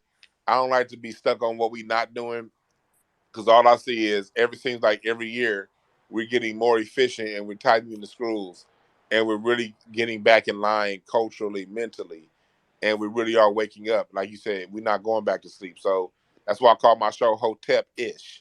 Like I named it that because it's like, okay, y'all want to call everybody that's into Black consciousness Hoteps? All right, cool. I trademarked the name. You can go look it up. DwannBrown owns it. And I trademarked Hotepish because it's like, y'all ain't gonna take that. I'm gonna take, I'm a Hotep if that's what you want to call me. Yep. But I'm ish because I still eat pork and I talk shit.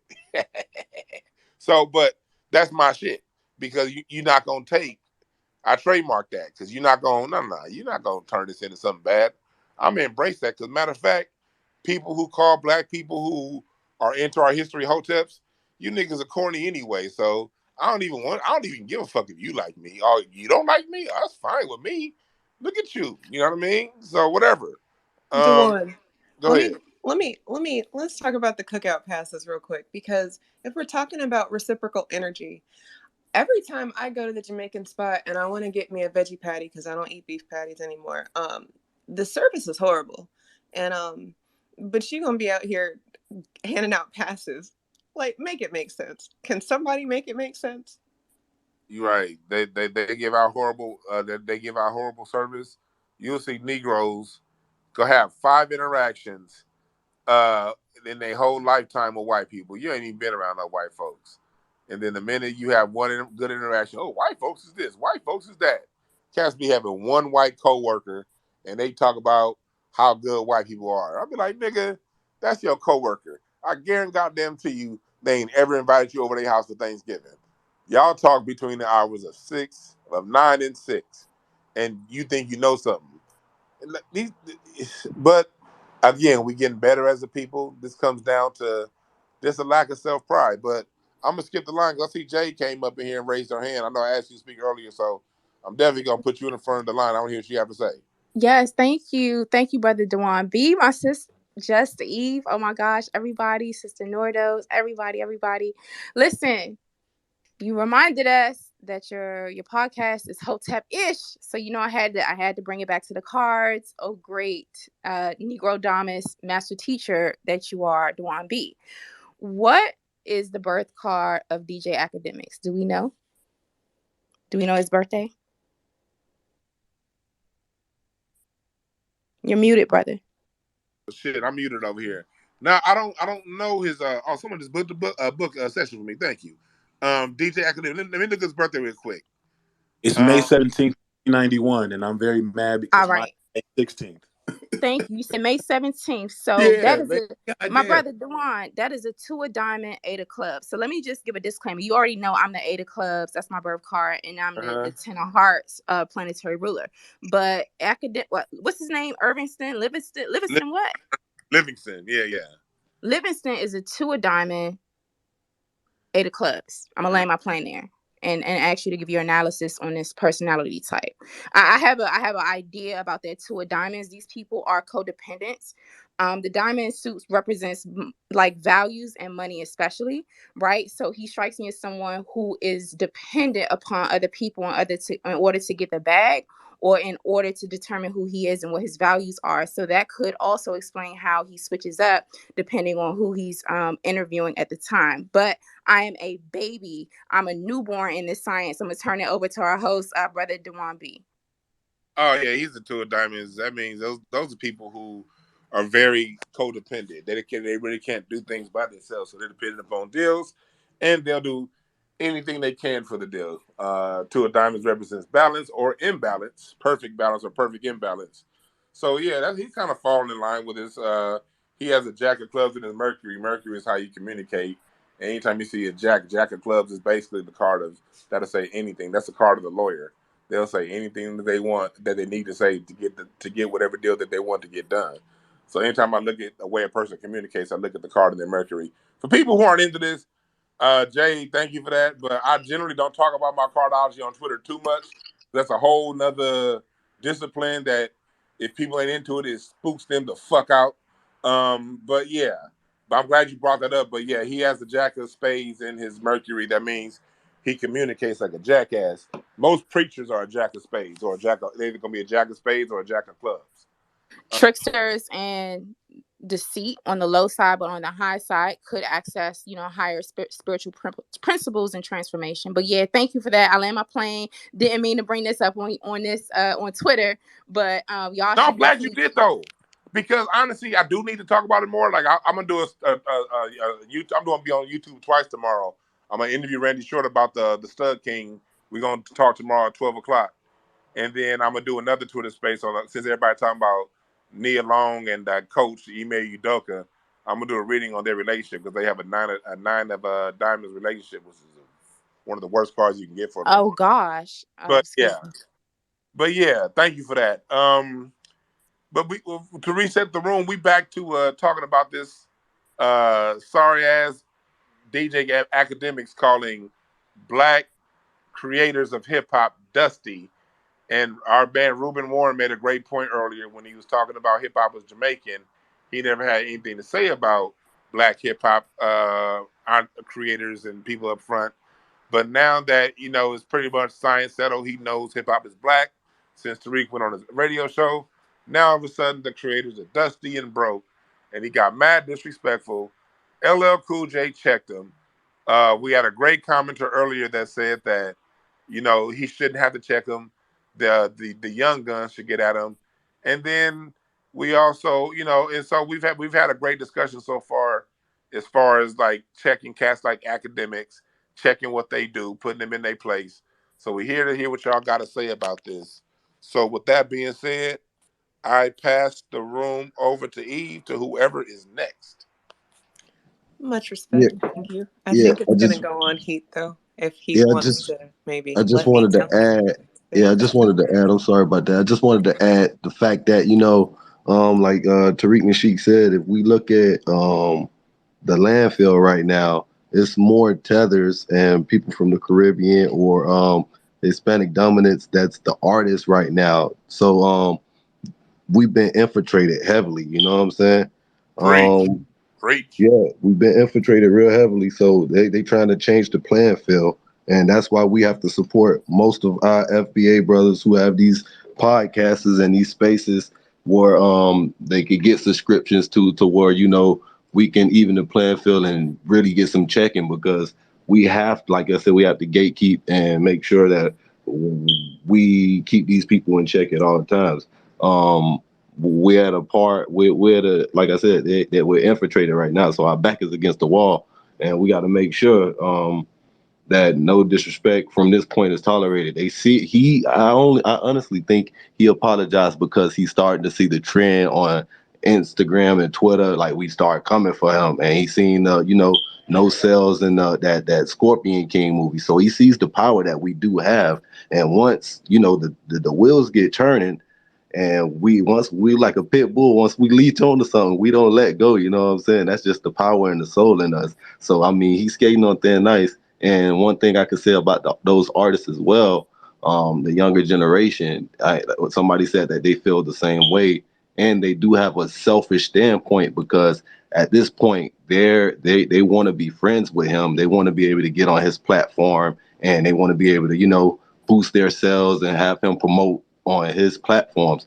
That's the most dangerous thing we did, was able to elevate him to these platforms that he can, kind of gatekeep what's hot and what's not. And that's a dangerous hazard for a person like that to be in that position. We have to do something about that. That's the same with him and Vlad, those two peas in the pod. So we got to try and, gatekeep and get this right.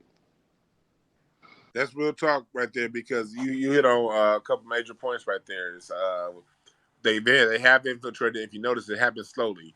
It really happened all throughout the 20 teens, just very slowly, real slowly. They just artist by artist, they were coming in, but we didn't know that these people were from other places. We didn't know XXX was from somewhere else until unfortunately how he met his demise. That's when we found out. You know what I mean? It happened real slowly, and at the same time, we have to continue to gatekeep our culture. And we're doing the right thing by these Twitter Spaces, and because let me tell y'all something, I'm around these podcasters like my early days, and all these people who are on a lot right now, like a lot of your big time YouTubers and podcasters.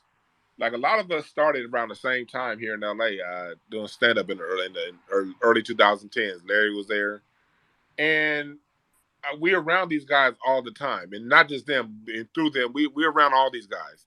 They're very sensitive to what people are saying. They're very sensitive to what's trending about them, because especially if they have deals. Like one of my podcasts that I do, we have a deal with the caffeine app, and they're looking at even now. I'm pretty sure there's somebody from the app listening to me right now. You know what I mean? They do. They're very conscious of what's being said. They're very conscious of the analytics and the trends. They got analytics and stuff that you ain't never heard of or dreamed of. So when black people talk, when we have these Twitter discussions, when we have tweets, you think your tweets don't mean anything? These people that are in control of academics budget and everyone, they understand what this means. So this is some real stuff. This matters, and don't let anyone ever tell you that it doesn't. We ain't just talking into the wind. He had to come out and apologize. Since when we've been seeing a trend of people coming out and apologizing to black people really over this last year, something that we ain't never seen before, because they are sensitive to what's being said. And if we shut up, they gonna keep doing it. We keep having these type of discussions. We keep spreading around the word around through the grapevine that we have. They're gonna have to respect it because they're very hypersensitive to what people say. Uh, Eve, you get to whoever's next. Let's go to the new speaker. It's going to be Elisa. Yes, this is my first time ever speaking. Do you hear me? Yes, Yep, we hear we you. can hear you just fine. Yeah, I just wanted to say something I had heard that Dwayne, a month ago, I learned he had this shirt that had the tree with the roots. And I said, a tree by its roots. And we have the tree with the lowest hanging roots. I mean, with the lowest hanging fruit.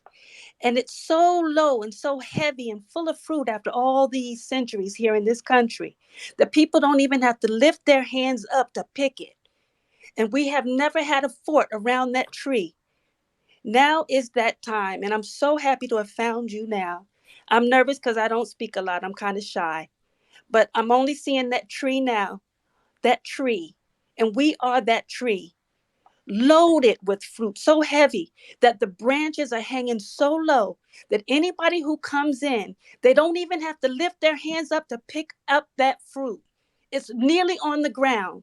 But now we've got people standing around guarding that fruit. It's ours. And thank you so much for letting me speak. Thank you so much. Thank you. That was a dope way of putting it. I appreciate that. Yeah, that's my Black American Music Family Tree. Y'all can get it at incenseandashtrays.com. Yeah, I appreciate that, because that's really what I wanted to really. That's really what I was trying to speak in the creation of that tree. That the roots of hip hop ain't 1974 at some musty ass party. The roots of hip hop go back to the 1600s here on this land, and I appreciate anybody who's purchased it, or if even if you just shared it on your page, like Quan or somebody, if y'all can post it in the jumbotron. Yeah, because black people aren't stupid. We just don't know, man. Our biggest thing is we just been misinformed. But I'll tell you one thing about us: we haven't been broken. You know what I mean? Overall, we haven't been broken. We still have a certain cultural pride to where we don't look outside of our culture for anything. Yes, people can say what they want about people's hairstyles. That of course, we're in a sick society. We're gonna have certain things about us, but overall, we don't look to other people to learn how to dance, We don't look to other people to see how they walk. We don't look and see how other people talk. We just do our own thing. And us doing our own thing is a multi-trillion-dollar industry because it ain't just hip hop. It's K-pop, it's jazz, it's blues, it's disco, it's every form of popular music across the planet. Like I always say, K-pop is just R&B with soy sauce fried up in the wok. It's our shit. And we're so culturally rich, but we've been trained because we've been under such an oppressive system to look down and not recognize our culture. All it takes is for us to recognize that. And through us recognizing it, the rest of these motherfuckers gonna recognize too. Whoever next. I think it We was got another new speaker. But I mean, okay, yes, people have been patient. CJ, you can go. That's cool. Your phone's charged now. all right. Yeah. I just wanted to there was another point I wanted to make earlier, and I was kind of building on what you were talking about, alluding to in the beginning, Dwan, about the pioneers not making the money from their creativity. And I would say to academics that the same thing can be said of the pioneers of reggae, right? Because um, the people who make the most money are the people who own the labels, and the biggest labels in reggae music are what? Island Records, which was owned by and founded by Chris Blackwell, who's a white man, and VP Records, which is owned by some Asians, right? So I mean, the same thing can be said of Jamaican music, and just like Ruben was saying, he wouldn't dare say that about um, reggae artists, but he's the type of piece of shit that would say that about us. So, I mean, even if you think of ska music, right? So, if you ask the average person like about ska music, they wouldn't even say a Jamaican artist. They probably say a band like No Doubt. They wouldn't bring up like a Laurel Aiken or a Byron Lee and the Dragonaires, right? So, I mean, the way he said, I mean, is just it's it's it's disrespectful, and it's it's I mean, it's just ridiculous to the way the way he put it. And I just like other people were saying, we really need to check this dude. We need to get him out the paint. We need to cut him off. I don't these artists, we need to stop basically, we need to stop indulging this dude. We need the artists who are out now to stop going to his platform, him and Vlad, because if if we don't, we're never gonna get this thing back. And I land on that. That's a good point. Who's next? Well, if we could go to the new speaker, that would be Mr. Ali, and then maybe Rose City. Hey, peace, y'all. Peace. This Ali from Be the Power. I hope everybody's doing well. I'm just listening in. Appreciate everything that you guys have been saying, and I agree 100% with the family. You know, people like academics needs to be put in check. I listened to what LL said earlier, in terms of his response to what academics had to say, and he 100% right and exact. You know, all you guys are right on point with what you're saying. And I think that we're at a great place where the fact that people don't really appreciate who we are and what we mean to this country, to the rest of the world, in terms of leadership, in terms of influence and how we've influenced not just this in this country but around the world, culture everywhere. I think that we had a great place where people are beginning to recognize that and doing what is necessary to protect and to preserve the integrity of our culture and our rich history here and our contributions to this world. So I think what you're doing is great. Like I said, I'm just listening in and just vibing with the fan. It's real talk, man. I think we have Marcel. You next. I think Hunter was next, actually. I don't see Hunter. Actually, it's not Hunter either. It's going to be Rose City. And then if Marcel is waiting his turn, it's going to go to Exo Sankofa, then to Marcel. Okay, yeah. Easy, help me out because I can't even see those names you just said. So it must be something going on. I don't even see those other names you just said. So yeah, you got this. All right, I'm gonna make it real quick, people. Y'all can hear me? Yep, we can hear you. All right. Good evening and all of that good stuff. I'm coming in a little late, and I saw that BS academic was saying, and I know he on his music, he on the top of his game. So I'm gonna ask a question because I'm an old head. I like old school music, and I like R&B. When the hell did academics and Vlad become fucking DJs? And what parties did they rock? And who did they produce as far as fucking music? You asked, The, brother. I, That's a question. I can see you got here a little late, brother, because that's what I was open the show trying to figure out. Like I said earlier, like I don't know what DJ he ever has been. Like I don't like. I mean, has he ever? He couldn't DJ youth the youth shut in at church on Friday nights. The Friday night youth shut in. He couldn't DJ. He couldn't have Kurt Frank. What is he DJing? that's what I've Like, been trying to figure out. This when the hell he threw a party? Whoever said they went to a Vlad party, he rocked that bitch. Whoever said they went to a academic party said he rocked that bitch. And Khaled, he's a goddamn thief. He ain't never made everything he do. He bring other people in. Shit, Master P would be a better DJ than them some bitches. So I don't know where they get these cats from, man. They coming in here, and that's just blatant disrespect. What he said when he said that our old school hip hop artists, they dusty. Nigga, have you ever seen a Jamaican that ain't dusty in reggae? I've never seen a clean Jamaican. Shaba was the only one. Hell, even Patrick wasn't clean. That heifer was dusty and dirty back then. So my thing is, what the fuck is academic talking about, man? This dude, he's a culture vulture, just like Vlad's a culture vulture, just like what's that other dude Tariq did the interview with, and the no jumper dude. And he looks sweeter than goddamn Kool-Aid in the South. So I don't know where they getting these cats from. They need to get the fuck out of here. And on the cool, I mean, I've been in the game for a while. I remember back when my man would play Jam on It at the party and we get it in.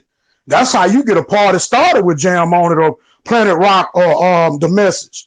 This shit they talking about, Fat Joe fluffy ass talking this shit about he been in the game. The Puerto Ricans been in the game. I ain't never heard nobody turn up one of them Puerto Rican rappers and let's get this bitch crunk. Nobody. Porn is the closest one. That's it. On the cool, man, these dudes real out of pocket, and we need to start checking these motherfuckers a lot more than what we doing. I've been checking their ass for years. So it's a lot of people I got bad blood with, because they don't come around me when I say something about them. Fuck them. What they gonna do?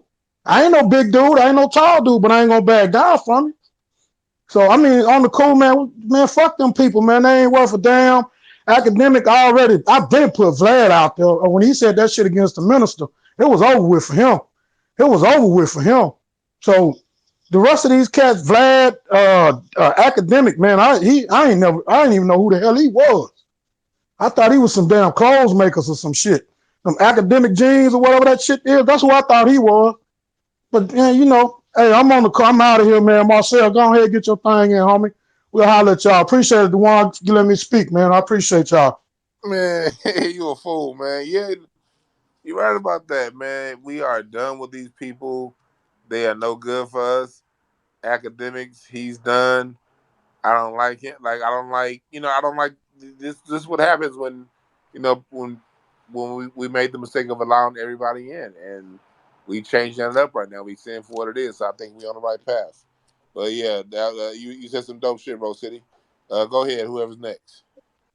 He said he ain't never seen a clean Jamaican, and I've been dying for about 5 minutes. You're right about that. Steven Seagal's Mark for Death just came on Cinemax last week. I like them old ass Steven Seagal movies. I like watching them break niggas' elbows and shit. So I was over Boy, there watching that Mark for dude Death. was dirty as shit in that movie, wasn't it? That movie, my TV was musty when that movie was done. Like, Oh, they sitting there, they're like, "You want Screwfest? you You don't see want no Screwface, Screwfest." man? You want Screwface, man? Come Why? on, come get Screwface. Them Like, niggas. why does my Oh TV smell man. like jerk chicken breath? I'm But crying. I am literally crying over here. Exo Sankofa, then it's on Marcel. I know Marcel's about to cook. Go ahead. Yeah, thank you for letting me go because I know Marcel about to cook. So, I wanted to point something out though, bro, because this shit is dangerous. What DJ Academics is doing, even though he's a bitch made fake DJ who backpedals on his shit, he's still a part of this whole movement to just spread FBA culture around and erase FBA culture. Now I'm gonna tell y'all a story because with me being an R&B head, not just R&B, but like jazz, whatever. You know what I'm saying? When you sing, whatever. And I like rap on the side. You feel me? But I remember somebody sending me a video back in 2012, right? And it was these Koreans having a praise break. And if you don't come up in like the gospel traditions and like if you ain't grew up in the church, you might not know what a praise break is. But I can't describe it. Just go on YouTube and look it up. And they was straight bucking on that shit, bro. I'm from the deep south. And if I see a real praise break, I was like, it was a real praise break. And I had to say to myself, they studying us. They studying us just like they study everything. Martial arts, just like they study everything. Math, they study us. And fast forward 10 years later, the president is inviting a K-pop group who basically does Korean black music, Korean blackface, to the White House. And this is right after a FBA massacre. That's why this shit is dangerous, because culture and politics go hand in hand. I was just in a Lyft the other day on my way to a pull-up, and the driver, he had this trap music playing. And I know it's trap music because I'm from the deep south. I know trap music when I hear it, but it was in Spanish. I asked him, I said, what y'all call that? I said, what you call that in your language? This motherfucker said, El Trap. They don't even have an original word for it.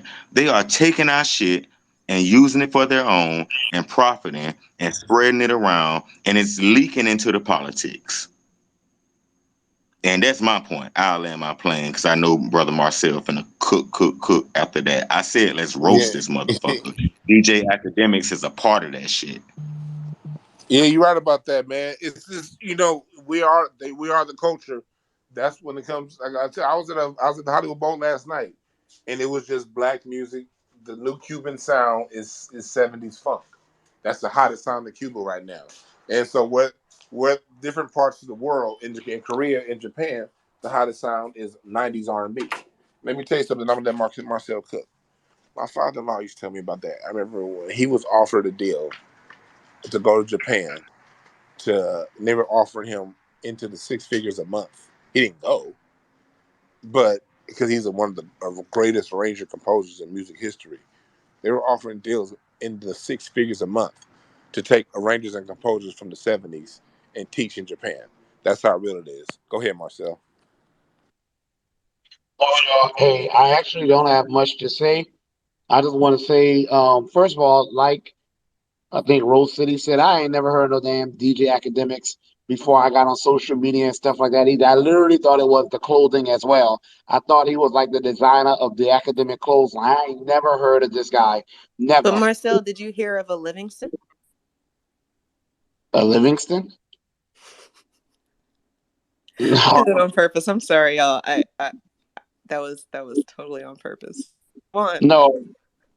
But I want to say the disrespect is probably going to continue because Fat Joe is supposed to be hosting the BET Awards. What is that, tomorrow or something?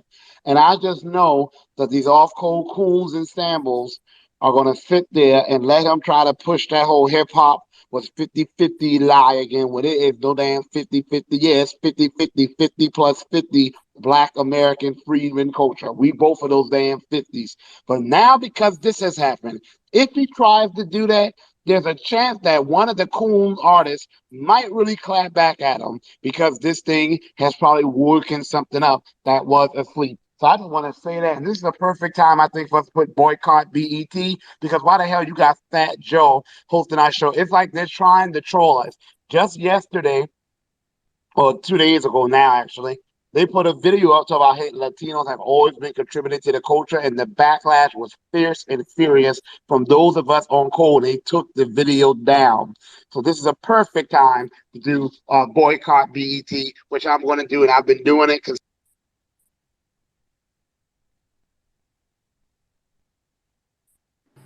Oh, I think we lost Marcel. We But did. Hashtag cancel DJ Academics.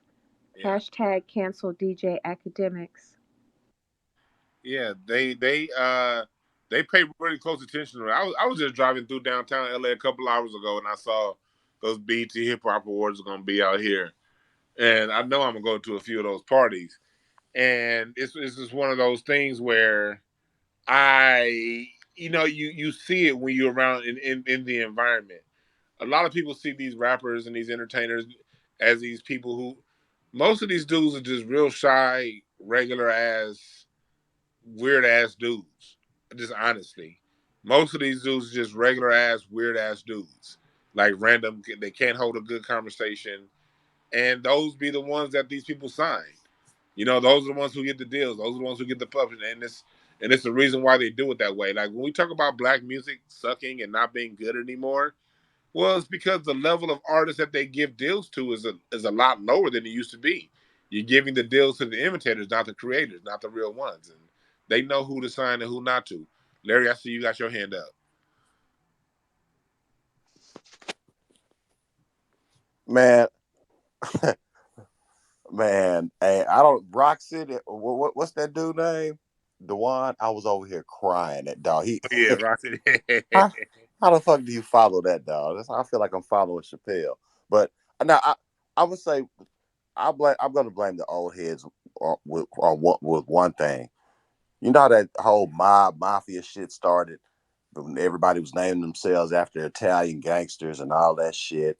And then that whole mob culture started in hip hop. Everybody had a crew and they had a leader and all that shit, all that stupid ass shit. One thing I really wish they'd have paid attention to the mafia was closing the fucking ranks. Like they would close the ranks. We ain't making nobody. We got to straighten some shit out. Nobody's getting made. And if you get made, you have to be Sicilian.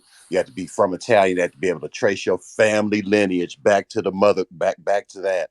So I wish they'd have taught us to close the ranks on these motherfuckers because we wouldn't be having this conversation about academics or Vlad or any one of these non-FBA cocksuckers. We would have closed the ranks on all of them. And I land my shit.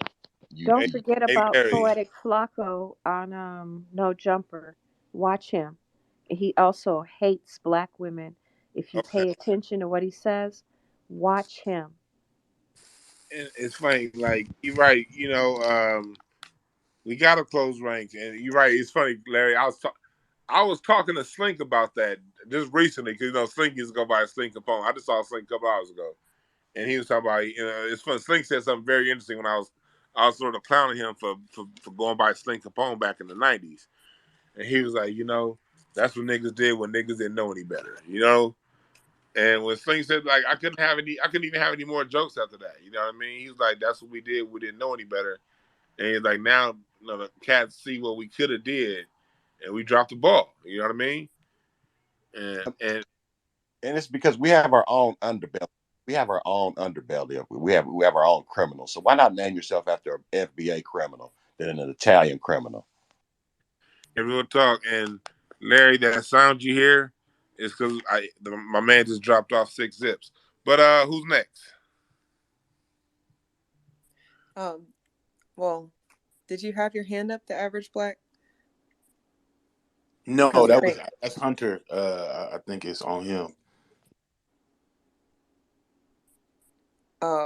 Hunter, you can go, or Rose City, between No, the I two of just y'all. wanted to I just wanted you to repeat the name of the person you said earlier, just Steve, so I can like look them up, and the rest of the family can watch them. You said watch them. I mean, let's watch them. You Are we know, and I talking also about I put that in Livingston? the Jumbotron. Let's cancel DJ Academics. Let's get down to business. Livingston? We want to cancel Livingston? Livingston Allen? Is that who we're talking about? Well, Yes, no, you but said we have somebody to else have too. one uniform hashtag so it goes viral. Hashtag cancel DJ Academics. I wasn't talking about a hashtag, Connie. I was asking him what he's asking me. Who did I say watch? Oh, You mentioned somebody else other than DJ Academics. Connie mentioned him. It's another guy Connie Oh, mentioned. that was Connie. Okay, I couldn't reckon. Twitter be messing with me. I can't see who's speaking, so I just hear poetic, voices. poetic Flacco, Poetik. Flacco, Flakko. He's an African dude. The dude that Tyreek just interviewed with the other day on No Jumper. He's the one that got slapped in the mouth by an FBA artist. You got to see that episode. Slap the shit out of him for being disrespectful. You got to see it. But anyway, watch him. He's worse than DJ Academics. And he's a fan. He can't hide it, but he's a culture vulture. Okay, yeah, let's get down to business. I put that hashtag in the jumbotron too, just that cancel DJ Academic shit, because he been should have been canceled. Like I've been canceled his ass personally. It's a lot of people on my list. Vlad, people mentioning them. Let's make a list. Like, bro, I'm getting ready to make a fucking list, and we need to come with all the receipts as a family. Let's circle the fucking wagons. I'm tired of this shit. I'm tired of them gaslighting us. I'm tired of this bullshit. I'm tired of these fucking coons going on their platforms, acting like they don't know what the fuck is up. We done with it. Dwan, I know you're a comedian, bro. You keep us laughing, but I ain't a motherfucking comedian. I'm on this bitch to cook. So, you know what I'm saying? Like, go ahead and do y'all thing. I'm gonna go back on mute, but I'm gonna make a list. And I Add swear I'm gonna come back with that shit. And I do what I say I'm gonna do. I keep my word. add Fresh and Fit to the list. That dude is, I forgot They his. yeah, they been on it. Shit. They been Yeah, on the but he motherfucking he was, list. what was he, a former FBI agent? Ain't no telling what all they No, no, is. no. Homeland, This is a Iraq fact. That that Homeland Security, yeah, that fake dude, FBA. Marvin Weeks. His name was something. Few, I Amra forgot. Fudo, Right, Amra Fudo, yeah. right. Look at I'm who sorry. If they're I anybody's think it's listening to Fat and Amaru Funky, y'all are just wrong. Fudu. Y'all are just all the way wrong. It's Amaru Fudu. Amrou. Yeah. Feudal. FUDL or some shit like that. It's Amaru. and he changed his name to Melvin or Marvin Weeks to pretend he's FBA and talk shit about us. Because it's two English words. We're so gullible. What the hell is And Stop that? it. we know he's not one of us because he looks like Fievel. So it's no way in hell he could be one of us. Not Fievel. You mean the mouse? Yeah, he looks He like Fievel. he looks Goes more like west. a ferret than Yeah. So, but yeah, um, I know we got some new speakers up in here. Um, Eve, you know who's next. We did have new speakers. They are having iPhone 1 issues, I think, maybe. It Okay, might be on Rose City.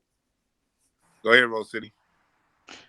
Yeah, I'm gonna be real quick because I just got off work, so I gotta get in the shower. But check this out.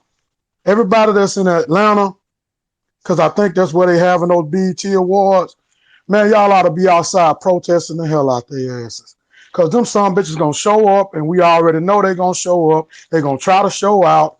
And like Tariq them was saying, they finna try to push that Puerto Rican shit on us like they did with the Soul Train Awards with J-Ho doing all the damn Motown songs. That bitch, oh Lord, man. Y'all remember what Jamie Foxx called her. So I ain't gonna even have to go into that with that. And then Fat Low, he gonna be in Atlanta. Man, the ATL ought to be on his ass. I'm talking about that because it's some Mexicans in Atlanta, but it ain't that many because I used to live there. It ain't that many for them to get caught back at them. Man, all of the SWATs, all of the damn College Park, all that over in that area, they ought to be at Atlanta just standing out there waiting for them fools to show up. Because you got everybody up there claiming to be trap boys. You know what I'm saying? If you a trap boy, hey, Show your ass. You heard me? Hell, they can even bring Black Tony ass out there if he that damn G. Y'all know who Black Tony is because y'all done heard Ricky Smiley once or twice. But you feel what I'm saying, man? They got the ATL. They gonna throw the show in Atlanta where the black rappers are, where he could have got T.I. or Killer Mike. They could have got Jeezy. They could have got CeeLo. They could have got Dre. They could have got Big Boy. They got so many people in Atlanta that they could have threw in there, but they put Fat Joe ass of all damn people. Fat Joe. Yeah. Mr. I ain't really made no real goddamn music until I found Pond Joe. Man, get his ass out of here. That sucker ass dude. He was garbage in Empire, that movie him and Leguizamo did. I remember that movie. I was like, that's a cool little movie. Then I thought about it. That's a fake ass Scarface movie. Get them bitch ass dudes out of here. You know what I'm saying? But I'm done, Juan. I gotta go get in the shower, man. Y'all be good. Have a good night, man. I appreciate y'all. It's our Racer Bo. I said, what's up, Racer Bo? Well, yeah, Rose City.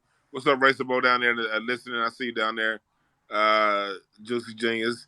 We sat in the room. We talking about DJ Academics, disrespecting hip hop pioneers, and we putting these tethers in check. If you have not heard it all, I will be uploading this to my YouTube channel. So this will be up on my YouTube channel. If you want to go back and listen to any part of it, we putting tethers in check. I'm not gonna be here all night, so we're gonna start making the comments a little more brief. Because like I said, I found out there's some shindigging going on up at the Comedy Store, so I gotta head up there in a little bit. So go ahead and get started. Eve, you pass the mic, but keep your comments fairly brief because I'm not gonna be on here too much longer. Well, you talked him up. Racer Bo is in the building. Peace. Peace. Is It's it on me, family? Can y'all hear me? Yeah, we can hear you. Peace to the family. Peace to the family. Shouts out to y'all.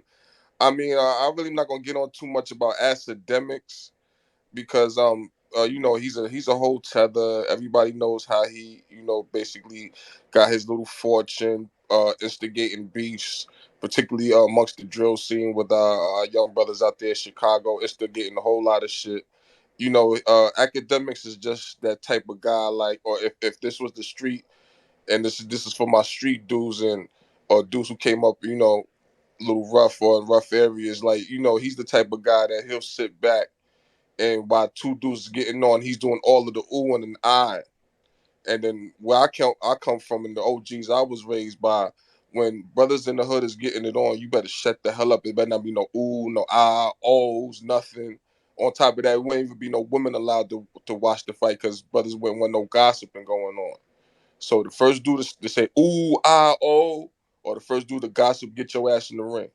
You'll never catch Academics in the ring with nobody. He doesn't. He's just an instigator. He ain't nothing but the tethered version of Vlad. So I need our brothers and sisters to understand that about him.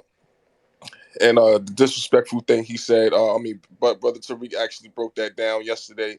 You have a whole bunch of these reggae artists from the 90s and 80s where they're not necessarily shitting on a fortune, or they're not necessarily they're basically having a meager lifestyle, and you'll never catch him throwing them under the bus. But that's the personality of a tether. But real quick, I wanted to just give you this heat about Fat Joe. Now, real quick, anybody that's known me and been listening to these spaces, I'm from the Bronx, New York. Now, my Uncle Jerry and my mother lived with my Uncle Jerry for about a good year when I was a very young child.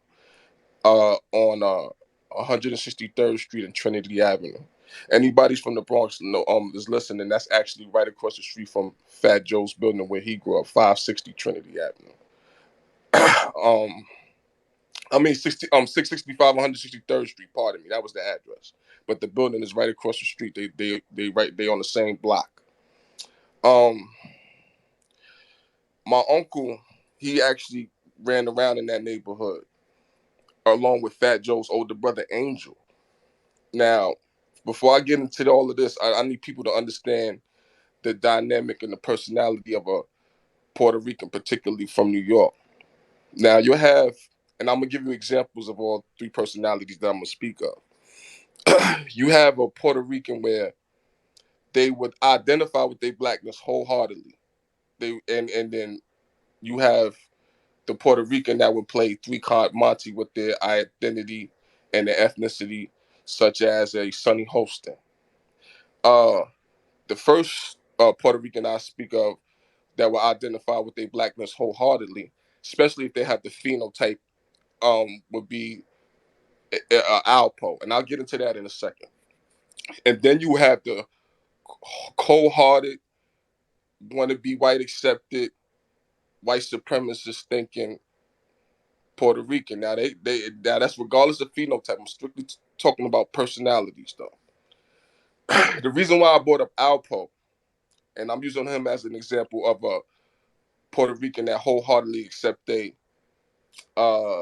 blackness, is because if you even look at his career, despite of his snaky ways that we all know about through the stories we heard, and it's still allegedly because we wasn't there, right? Um, you know, a lot of dudes on and a lot of my OGs, rest in peace, my OG Mingo. He was from the East Side, heavy hit on the East Side. That's where Outpost from, East River Projects. Um, and that's the Spanish Harlem, by the way. Anybody know Harlem is divided by East and West? And I'm just trying to give you the geographic of the place. And everything from Lexington will actually be Fifth Avenue East. That would be considered the East Side. Everything Fifth Avenue East, and everything Fifth Avenue West would be considered the West Side. The East Side would be considered Spanish Harlem, but you still had a heavy black population over there. Everything Fifth Avenue West would be considered Black Harlem. You got Seventh Avenue, Eighth Avenue, et cetera, et cetera. If you even look at Outpost's career and his criminal career, he never ran with Puerto Ricans. And I'm going to tell you why. Because East River was predominantly, the project he grew up in was predominantly black. And then through his upbringing on the street, once again, and this entails the racist atmosphere of the city at the time. Because anybody know about Outpost career, he got in the game in the late 70s. Puerto Ricans and blacks did not get along wholeheartedly. That was strictly, and it is still to this day, on a case by case basis. And keep in mind the three personalities that I told you about. So now with him, he if you notice, a lot of people showed him love, and it wasn't necessarily because he wasn't a snake, but when Alpo was on the come up in the streets on the east side, and this is what happened sporadically throughout the Bronx and uptown in Harlem. Puerto Ricans in certain neighborhoods, they would try to take over, particularly Black Brothers area, block, and this was going on a lot in Washington Heights, even with the Dominicans, et cetera, et cetera. Outpost sided with the brothers and fought to get those Puerto Ricans up out of East River Projects. Anybody's from Harlem, they know exactly what the hell I'm talking about. So he always identified with being black through and through, even though he knew he was a Puerto Rican descent, and he spoke Spanish. Keep that in mind. He spoke Spanish fluently, so it wasn't like he was detached from his Latino culture, but he understood the dynamics of the city. And then even then, he also migrated to the West Side. That's how he hooked up with Ray Az, Rich Porter, the OG Gangsta Lou, and them. They was all on the West Side. That's Black Harlem. So he always adapted to that. So you have Puerto Ricans that have that mindset. That's all I just want to get you to understand. Now, when you speak of Fat Joe, Man, that nigga was a fucking snake, man. He killed some it's not stand-up about being a niggas. snake, brother. See how you trying to interrupt just to say that shit? Didn't I go through all of that already? Excuse me. Let him cook. Now, getting into Fat, the reason, and I'm just saying that to say this. Getting into Fat Joe, his older brother Angel, and him and my uncle was real tight back in the day. He had that mindset. So, and he was also an outcast as far as his family's concerned. Fat Joe's parents are extremely racist. They did not like black people. They did not deal with black people like that. It was strictly on a high and by basis. I mean, that's it. So anyway, Fat Joe, any little kid wants to be like his older brother. That's just natural. So that's how Fat Joe actually adopted that identity to be in hip hop, but that he doesn't have the personality his older brother has. You get what I'm saying? Because he was still brought up under his parents. His brother Angel didn't have that necessarily that same experience. So Fat Joe actually falls into the personality and the category of Sonny Holston. He'll play 3 card money with his identity. I'm black one minute, I'm person of color the next minute, I'm Latino today, I'm a nigga tomorrow, and all those games. He falls under that category. So so I just want to understand with the brothers and sisters the type of personality of the guy that you're dealing with when it comes to Fat Joe. And I'll land on that. Yeah, he looked like the kind of motherfucker that got racist parents. Who was next? It's not Sova. It's on Ben. Yeah. How's it going, everybody? I'll be short. I was just gonna say, man, far as we shouldn't be surprised at the disrespect we get from these tethers, man, because you got to put yourself in their shoes. They come from countries, man, that are failed states, man. You know, you look at Akademiks. He's from Haiti, descended from Haitians, right? Now these people have fought for the independence. Most of these countries are sovereign nations, majority black, owned government and everything, something that we would wish to have. But the only way that they can get a win is that they got to come under us. We got the golden touch. So it's like you being a hip hop artist, but the only way you can get a hit record is if I'm featured on the motherfucker. So they wake up every morning and they know that they losers, man. So they got to attack us just to help with their self-esteem. You know, they just need to take that L and hold it and try to do better, man. But that's all they can do is hate. So I take it as a form of flattery.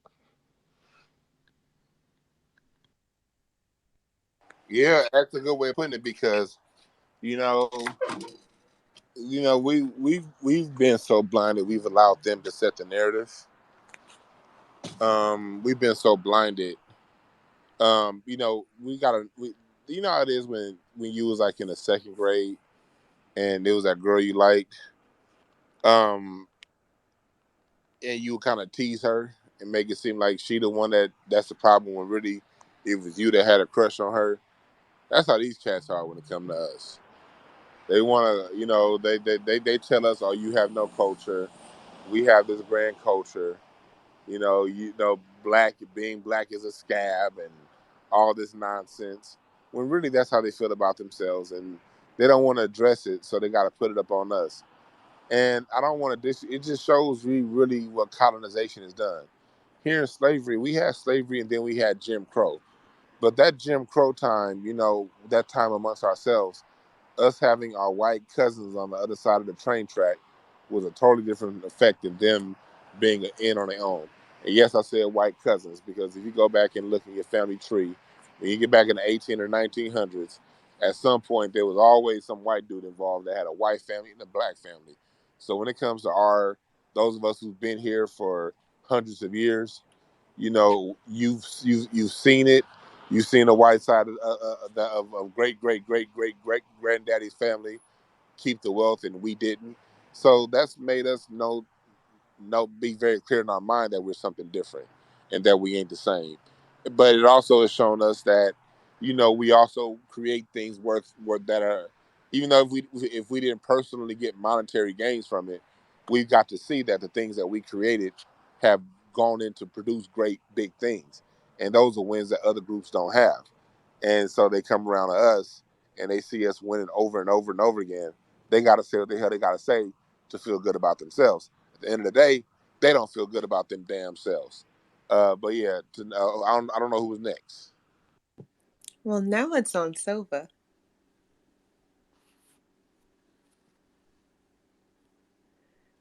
Or maybe they fell asleep. I don't know. He didn't even talk long. Little Sova 4 there.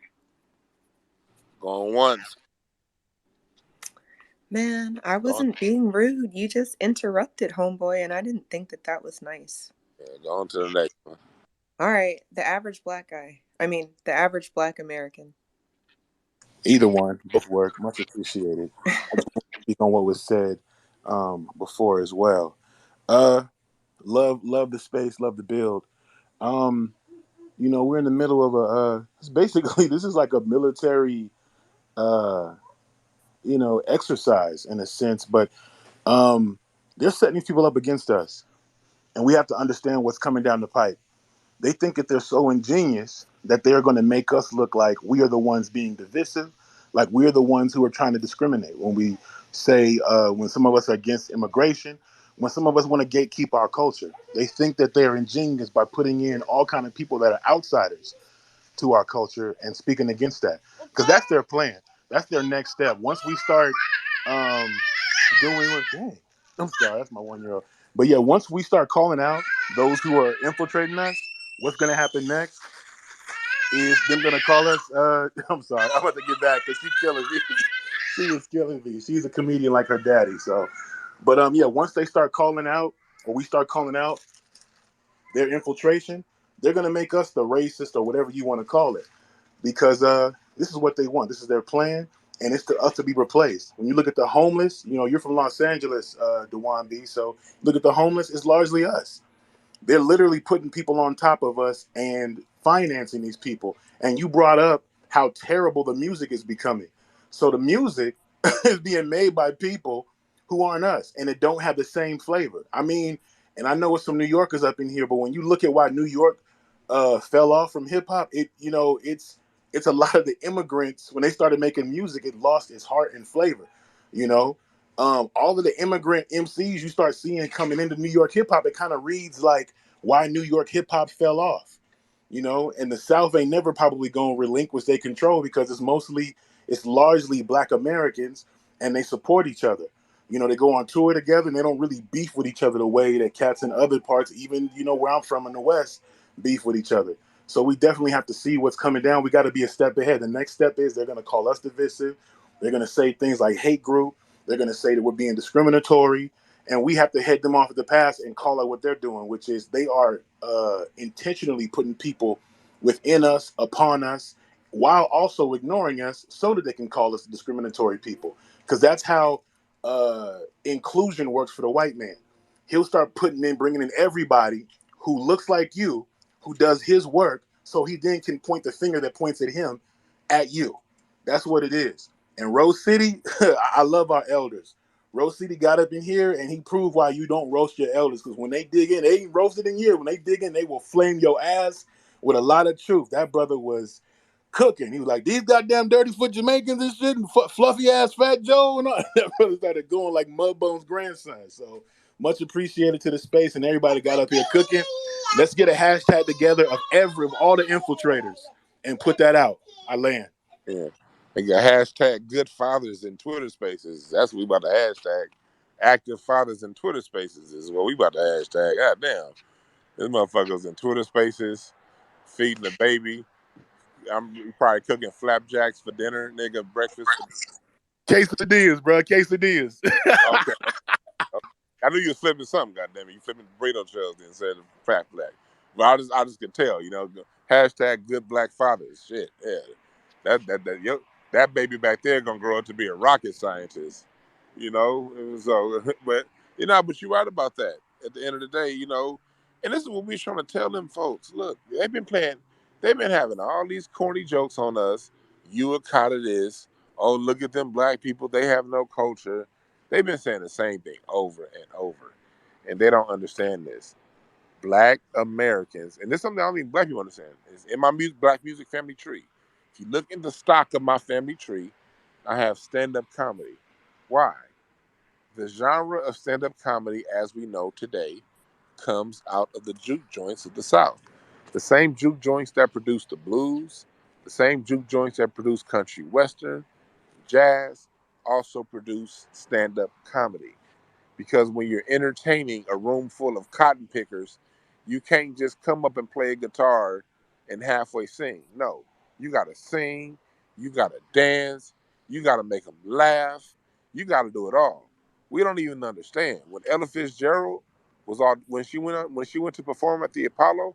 Ella Fitzgerald went to perform as a dancer, but she said the dancers that went before her were so great she was intimidated, so she sang instead. Singing was Ella Fitzgerald's second option. That's who we are. Ella Fitzgerald went on to have one of the greatest careers in music history. I was at the Hollywood Bowl last night, and they put up a stat I didn't even know. They said Ella Fitzgerald sold out the Hollywood Bowl, 17,500 seats in 7 straight decades. For 7 straight decades, Ella Fitzgerald, when she performed at the Hollywood Bowl for 7 decades in a row, her shows sold out. And that was her second option. That's who we are. And we the people, Pygmy Markham, the same person that everyone is saying that's just really starting to understand that Pygmy Markham was one of the first rappers. His first thing was stand-up comedy. He and Moms Mabley used to have a thing with stand-up. It would be shows with Muddy Waters, Moms Mabley, Pygmy Markham, and Moms Mabley would sing and do stand-up comedy. Like all of this is ours. So they didn't know all these little whack ass, corny ass, weird ass, punk ass jokes they was doing. They was feeding right in our hands because yeah, we have stand-up comedy, but the funniest person everybody in here know is either your auntie, that drunk nigga, that drunk old black man that wear a Kango down the street, your grandmama. We some funny. We will slice and dice your ass, and these cats are just now figuring it out. If they thought African booty scratcher was something bad, huh? Who next? It was on I think Brother Heat. it's on Heat. Yeah. Yeah, I just wanted to piggyback on what I said earlier about about us being infiltrated, but it's not that we've been willingly doing it because we got some of these artists that go along and get along, and we need to be pressed on their neck too, because as we see, I think Ray Shrimmer is the only person that I've seen even put up a post to deliver water to Mississippi. We got all these successful artists, and nobody posted or said nothing about Mississippi. So we got to apply pressure to them too as well. And that's one of the main things that they don't even go at academics for, because they're afraid and they want to get on those platforms. They want to be able to protect and invest their money. That's the go along, get along gang in that industry. So, I feel like I don't know what we would have to do to apply more pressure, but it's something that we got to do because, as I said, this is a psyop or a coup, how they trying to remove us out of hip hop. As you can see, they've done that periodically with every other genre of music that we had, and we got to just stand up and tell them, nah, man, you ain't taking nothing else. It's time to give us our toys back at the playground. We glad you had fun. We shared with you, but it's time to go home and we taking our toys back. You feel me? It's enough of that BS that they got going on. No more disrespect should be tolerated with our lineage. Real talk right there. That's how I like that. Taking our toys and going back. What's up, Black Alpha Network down there listening? Who's next? Well, at this point, I guess Fraser is the only person who has his hand up. Yeah, thanks y'all for letting me speak again. I hope y'all can hear me. But yeah, just to, for another clarity about the city. A lot of people have the misconception about the city being a melting pot. That is a big myth. That's always been a lie. This city is not a melting pot where every single neighborhood that you go into, you have just a mixture of culture and ethnicities. That is not the way the city is geographically designed, and it has never been like that. You have neighborhoods that are all black. Like the way the makeup of the city, neighborhoods for the most part are racially divided. So you'll have the white area, the Latino area, and you'll have a black area, and then you do have some parts of the city that are metropolitan when everybody's like jumbled on top of each other, depending on what part of the city you're in. And mainly those parts are like for the most part is like Manhattan and the boroughs that like within the boroughs that closest to Manhattan. Those are usually the most metropolitan areas, but when you really go into the bowels of the city, it is not like that. So I just wanted to really dispel that myth for people who come up here. I could take you to areas that where you will not see no Hispanics, no whites, no Arabs, no nothing. You will see nothing but black people. I could take you to areas you will see nothing but white people. You will not see no other ethnicity. So that's just a big lie about the city. I just want to put that out there. Yeah, good for that because like it was Spike Lee. Remember, and Spike Lee, somebody we gotta watch because he was the one saying a few years ago talking about some. Yeah, it was Latinos, it was Puerto Ricans, it was like Spike Lee. If you don't get your, we all need to come together ass on out of here. Now, And but just to be clear, I'm sorry to cut you off, but brother Dewan Reed, Spike Lee is from Fort Greene. See, once again, like I said, he's from Fort Greene, which would be considered to a degree downtown Brooklyn. Downtown Brooklyn is very close to Manhattan, so he's from one of those metropolitan areas of the city that I'm talking about. But if you go deeper into Brooklyn, especially the time he grew up, into Crown Heights, into Bed Stuy, or to certain parts of Bushwick, those areas were all black, and the majority of the black people in those areas, especially the time that he grew up as a child and as a teenager and as a young man, it was foundational Black American. okay, yeah, we need that clarification because they're gonna try to say that because I say that about L.A. and because when it comes to West Coast hip hop, we very segregated over here. But I've been hearing some things come out from some of these Chicano rappers talking about some, and I even saw a little bit of certain kind of funny style stuff in that Cypress Hill documentary. And it was a great documentary, but it was certain things about like coming together. I'm like, no, black people and Mexicans really don't kick it. We're very segregated, and you may have a Latino here and there. We do kick. We have friends on individual, like you said, like some earlier talked about Puerto Ricans. We hear Latinos and blacks. It's the same thing. It's a case by case situation. Overall, it ain't no melting pot like that. But I know. Was there anyone else that had anything to say? Well, I have one more thing to say. I Yeah. saw DJ Academics' response to LL Cool J earlier today, and what struck me was he said that he had no respect for the founders of hip hop because they didn't pass down uh, game on how to make money. Now, I never had respect for him, but after today, I realized how ignorant he was, and I have absolutely, with no question, no respect for DJ Academics. After today, I'm done. I mean, I never liked him, but today he put the nail. The nail was hammered in the coffin today. I'm done. And that's all I've got to say. I have no respect for him. His mouth runs like a broken toilet. Just run, run, run. There he goes, running his mouth again. He's a know it all who knows nothing at all. And that's what I think of him. I'm done. So thank you so much, Dwan. Yeah. Thank you. And thank you for that part right there. 'Cause I didn't know he said that last part He about. said he had no respect. See, and that's the thing again, him not knowing shit because how can they pass down game to something that they weren't able to accomplish themselves? They weren't in rap for money. They were in it for the artwork. They went and got jobs. These cats when they started working at they would rap and go work at UPS. They They would go. didn't know the business. There They was no didn't understand the business. They were trying to make some money. They and at the didn't time understand the business. there And at the Jews talking about gentrified it. the 70s. If you're talking about the 70s and the early 80s, there was no business to really to be had because, we can say what we want. Motown wasn't extending contracts to rappers. Philadelphia International wasn't extending contracts to rappers. That even the whole industry of extending contracts to rappers was started by Sylvia Robinson.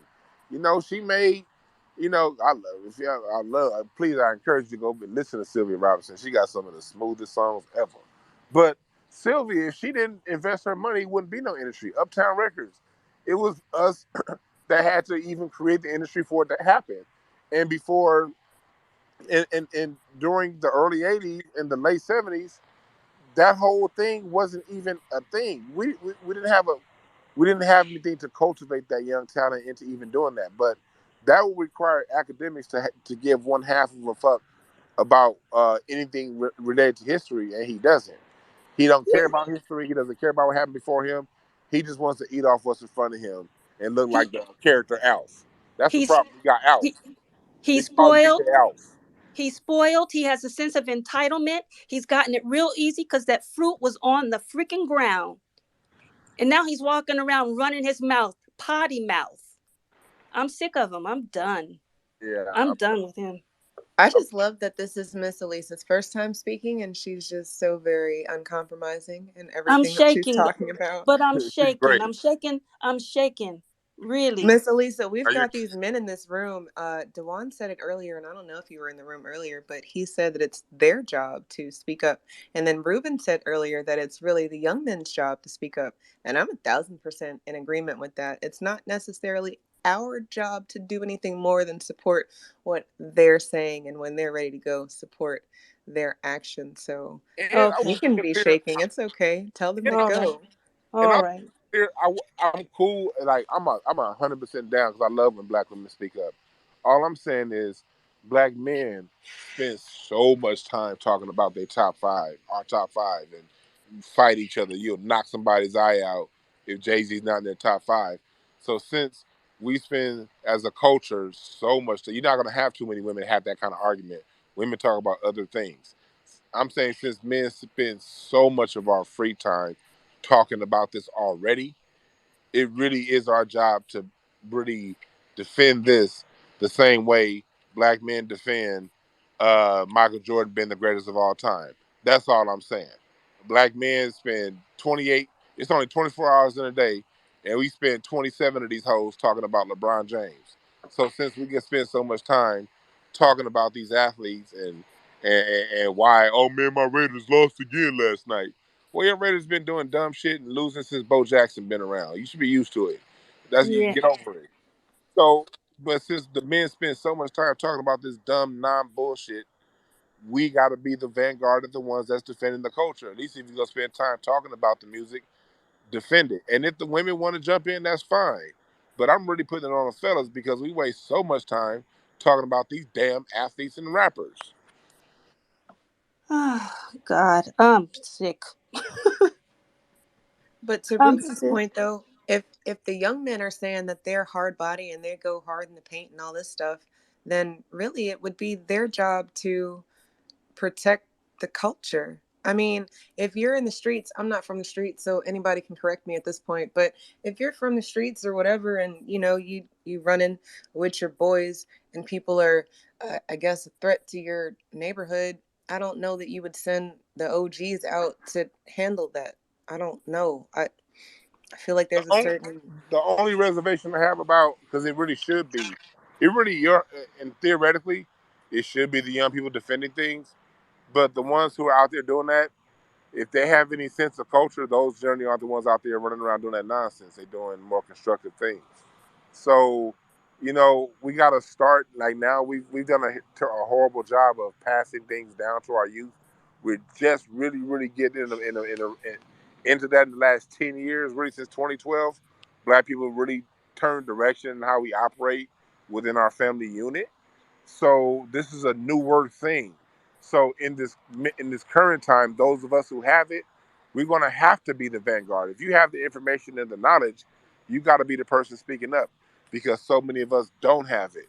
Now, as we that have the knowledge and information continue to speak and continue to speak, it's gonna trickle down to the young people. And at some point, the young people are going to catch the language. They're going to catch on the vibration, and they'll be able to take over. But right now, this is being honest, the young people don't have the language to even speak it because they haven't been passed down the information that's going to give them the language to speak it. So in the meantime, those of us who have it got to be the ones, and we got to keep passing it to the youth. And at some point, the youth will catch on. But that just, unfortunately, that's not where we are September 2022. Hopefully, we'll be there in 2025. But right now, we aren't. Hey, Dwan, Yes. did you guys discuss canceling like the shade room boss up? I'm really tired, so if you have forgive me, but anyway, shade room boss up, media takeout. I can't think of all those names, but we got to shut it all down. I don't feel like talking, but if you want to bring it up, Yeah. Overall, that's really why I created incense and ashtrays because at some point I just haven't had the time in it right now. But I really created that website and my whole incense and ashtrays project to take these people out because they're no good to us, and we're coming through to a different time where now people are requesting more than that, and I feel like I don't even bring them much as much anymore because they're we really have to delegitimize them, and part of delegitimizing them is not taking anything they say seriously. But if they bring some bullshit, like of course, like with academics, we'll defend the point. Like even this discussion, we're talking about academics. We're going to cancel academics, but really, it's really about diving deep into what he talked about, so we can bring truth to what's going on. Because once black people, man, this is one thing I know about black people, man, we smart as hell. The minute we get a tidbit of information, we know what to do with it. It's the reason why they go so hard to not give us anything. So like for me, like my angle is more so like these discussions is to really put the language out there and then put the thought in people's minds. Because all it takes is a thought. Once people get a thought, they take over from there. And from there, once you take over, y'all gonna talk to y'all kids about this. Y'all gonna talk to y'all nieces and y'all nephews. Y'all gonna spread it like the grapevine because that's what we do. And so I think just really us being able to more like because I heard people saying we need a list, and I agree with the list because people need to be addressed on whatever level they are. But more so than the list, we need to be able to identify these patterns because these people aren't that creative. When you're dealing with a Vlad, it's the same bad pattern as the academics. It's the same pattern as Maury Povich. It's the same pattern. Yeah, yes, I said Maury Povich. It's the same pattern as all these people at as the No Jumper podcast. It's the same pattern that they kind of all do the same thing. So I think we have to be able to just identify these patterns.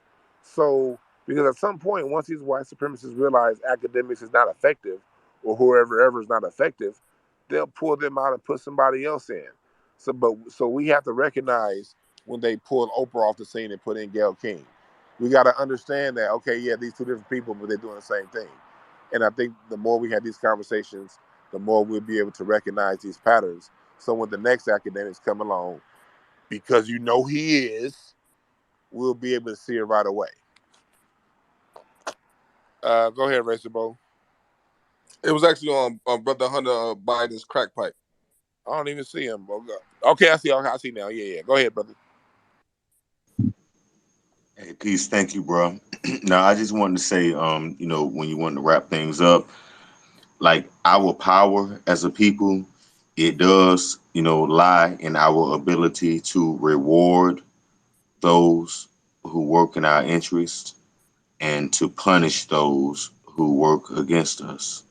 That's why I put the hashtag in the jumbotron. Like y'all know what to do, family. If you about that life, if you want to cancel DJ Academics, then do it. Let's do it. I'll keep retweeting that shit. Just cancel DJ Academics. And like the brother said, we gotta recognize the pattern and to be able to check that shit early. You know what I'm saying? Because DJ Academics been off cold. Vlad been off cold. We talking about making a list. It's a lot of fucking hashtags we gotta do. But damn it, we can start with him and let them for real though. Like it's a lot of people we gotta hit, but damn it, let's start somewhere. And he might as well be it. Shit. Ain't no better start. And then move our way on. But if you want to punish them, punish them. I'm all for punishment. Let's keep that hashtag going. That's real talk. You know what I mean? You gotta do that, and we do have that power. That's why I said as long as we keep it up, the young people gonna trickle down. It's gonna trickle down to the young people. It will, and once they get it, once that generation between the age of 14 and 26 gets it, oh, it's over. They don't get it now because we haven't had the pattern, but we've been in this pattern now for about 5 to 10 years. We keep this pattern up for another 10 years or so, 10 years or less. That 14 to 24 demographic is gonna get it, and once they get it, it's done. But go ahead, Racer Bo. Yeah, Brother Dewan B. I mean, I agree with you 100% about patterns in particular. And that actually is a perfect segue into my point I'm about to make about DJ Academics, and this actually applies to DJ Vlad as well. They both call. First of all, they both non FBA. They both come from immigrant backgrounds. I think both of them are first generation. Mix is first generation at all. Um, they both call themselves DJ, and like once again, I'm from New York, and this is how you get. This is how you. This is one thing. This is how you actually help gatekeep the culture to a degree. When someone calls themselves a DJ, this is why Scam Master Jay, once I heard him speak, his lie never held up with me because he was talking about he was on the hip hop scene up here in New York. I never seen a flyer, never seen a party, nothing at all with that dude's And that name on it. bowl cut Go ahead, haircut, brother. he was lying his ass off. Don't know about that bowl cut come from hip hop, but go ahead. So this is the thing, right? You got DJ Academics who calls himself a DJ. You got DJ Vlad who called themselves a DJ, right? Have you ever seen them in front of two turntables, spinning, cutting, scratching, mixing? No, right? So this is how you throw that off. You always say, yo, listen, yo, I got two turntables right here in front of me. Let me see you scratch and mix real quick. And then you'll see them freeze up. That applies to DJ Vlad and DJ Academics. That's a pattern. They both are into gossip that that's from communities that they're both not a part of. That's another pattern. So and then they both have a disdain for foundational Black Americans, as we can see now, and it shows through their rhetoric with their interviews and their subject matter. So that's another pattern. So I just wanted to say thank you for bringing that point up, Brother Dwan. You was spot on. We have to recognize these foundational Black American patterns and recognize them and spot them out and deal with them accordingly. Thank you, brother.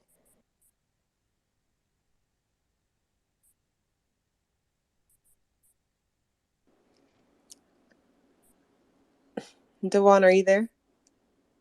My bad. I'm over here talking. My bad.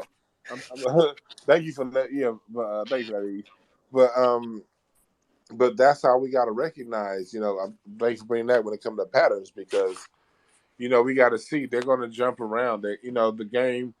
Uh, the game don't change. Only the players change. The game stays the same. And so we saw when the Garvey movie was coming up, they came up with the boys that woke up. When we saw the pattern, we saw when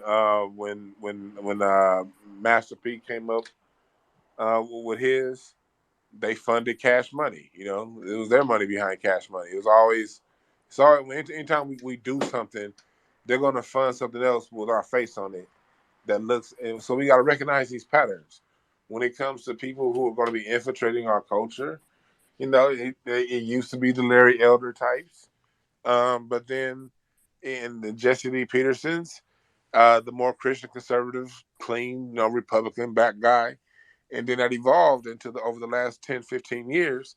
It's been the person that's not one of us. They're black. They wearing our uniform, but there's something else. They talk music. They usually talk music. They're either going to talk music or sports because we got to recognize the same patterns going on in sports. Stephen A. Smith, you know what I mean? These guys that come in, yo, homie, I'm black, yoda, yoda, yoda. And I'm going, but when Brett Favre goes through something, I'm not going to mention it. But then when the fucking coach cheats on his non-wife that he's not even married to, that's the worst thing ever. Same thing goes on in sports. These people, they it's the same pattern over and over and over again. So we got to recognize when someone falls into that pattern. And we also got to recognize sometimes people start cool. I remember when Stephen A. Smith started. I remember when he was on the best damn sports show in history back in 2000, and he seemed to be 100% straight up. You know what I mean?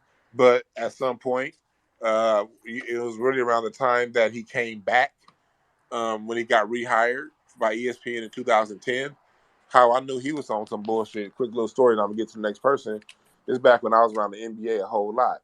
I was at a Clippers Celtics game, and I was in the tunnel in the locker room, coming out the locker room, and I was walking past Kevin Garnett, Stephen A. Smith, and Stephen A. Smith was like, "Hey, yo, man, what's up, KG?" And KG looked at Stephen A. Smith and was like, "Man, fuck you," and walked off. And he was like, "I don't fuck with you." And then I turned on First Take the next morning. Stephen A. Smith was like, "Yo, man, I was at Staples Center last night and I was talking to KG." I was like, "Man, this whole fake ass nigga right here But he is the same thing as Academics. Jason Whitlock, he's the same thing as DJ Vlad. They the same thing. They do the same shit. They come around either on sports or music. They're gonna talk straight and narrow 70% of the time, but whenever something goes wrong, they're going to talk hyperly bad about the black American. And whenever the white person does something, or the person from their culture, whether you talk about Nick Wright, Skip Bayless, them motherfuckers is no different than Adam 22 and DJ fucking Vlad. It's the same thing over and over and over again. If you recognize the pattern, you'll be able to see this shit pop up in all these areas of activity. But I see um, Latinos are the new KKK. Your hand is up. Go ahead.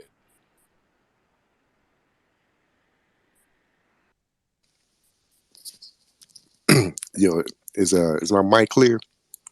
Yes, sir. All right. I got this question, and it's for Racer Bo because he's from out of New York and he's a representative from New York and he pretty much know the history. All right, Racer, let me ask you a question. With the history, talk about New York, right? And the little spat, well, with the down south rappers, right? At the time, uh, a lot of them kind of felt disrespected, right? The whole little situation with what Pimp C was talking about. He was saying that a lot of people from the East Coast felt like they weren't doing hip hop. So Pimp said, fuck it, we ain't hip hop, we doing our own shit down here. In your opinion, because right now we kind of see that the game is being held by the people from down south. Do you think it's kind of like a disconnect with that?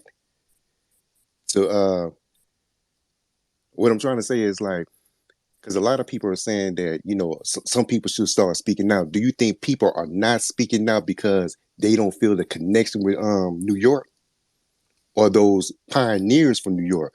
Because as of right now, if you take like the people that are down south, their pioneers are like DJ Screw, uh, Jay Prince, and all those things, right? Because I guarantee you this, if DJ Academics said anything about DJ Screw, that motherfucker will be banned from down south.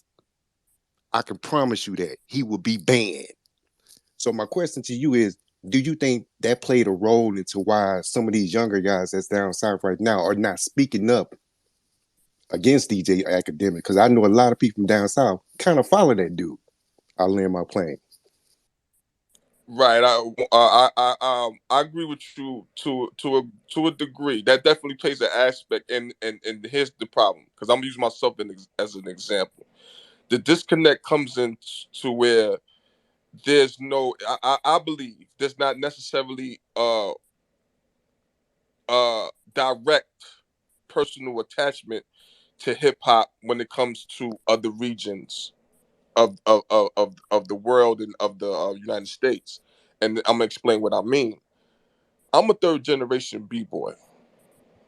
I was born in '85. I'm 37. Every single party, every single cookout, every single event that I ever went to in my whole entire life, that from when I was a child to when I was a grown man, had a DJ. Not a band, not a drum and guitar set, a actual two turntables and an MC. My mother and my uncles are first generation b-boys. My mother was born in '63. She's 4 years, I believe, younger than her.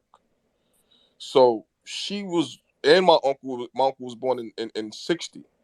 So they were attending all of these b-boy parties and the first hip hop parties.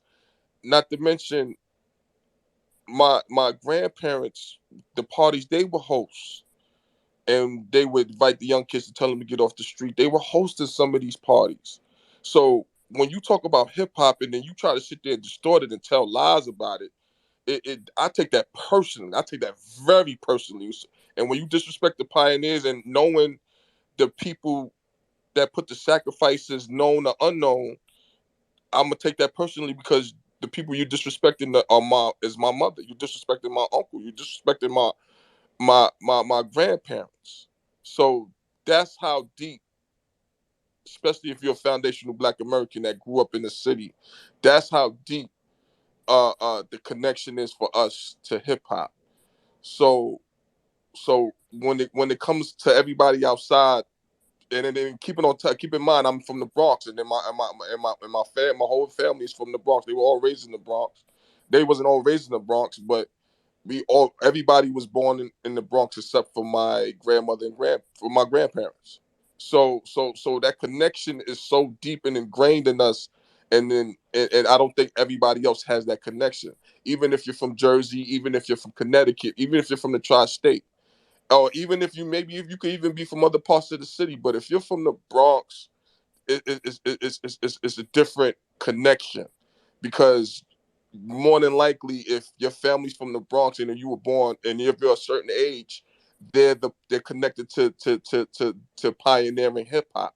And I agree with you. I think that is the disconnect to why brothers are not necessarily speaking up, because or that plays a part in it, because they don't have that direct connection.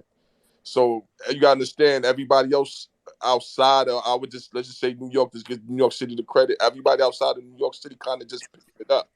Whereas as New York City did lay the foundation down for it.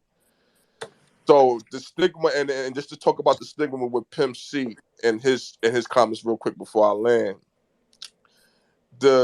When you come up here and you understand the culture of New York, especially being that we founded hip hop, we feel that not other places don't get their respect, or other places wasn't doing hip hop, because I know that was a stigma at the time, where if it didn't come from New York, people felt like it wasn't hip hop. It wasn't necessarily that, but we felt that you had to come to the Mecca and prove yourself in the Mecca, make a pilgrimage for us to give it that stamp of approval.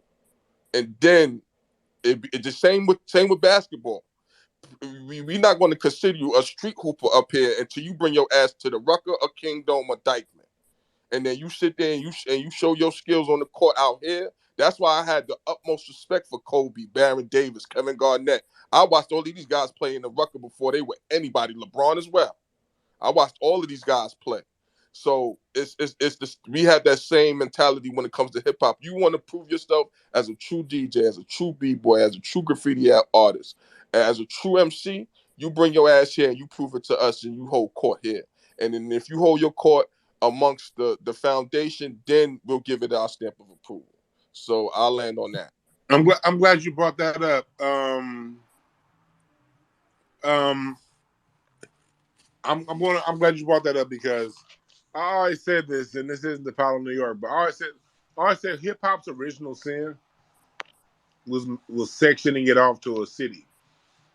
And because what that did was, while on one end it made sure the credit belonged to one place, on the other end it isolated it when it comes to attack. And hip hop's continued sin is making everything so regional. I was on a show earlier and they were talking about certain rappers and where they're from. And I know me, I've never listened to hip hop as a regional thing. It's always been like, either you make good music or you're not, or you don't. Where you from has always been secondary for me personally. But and a lot of people who think hip hop first, it's always first checked by a region.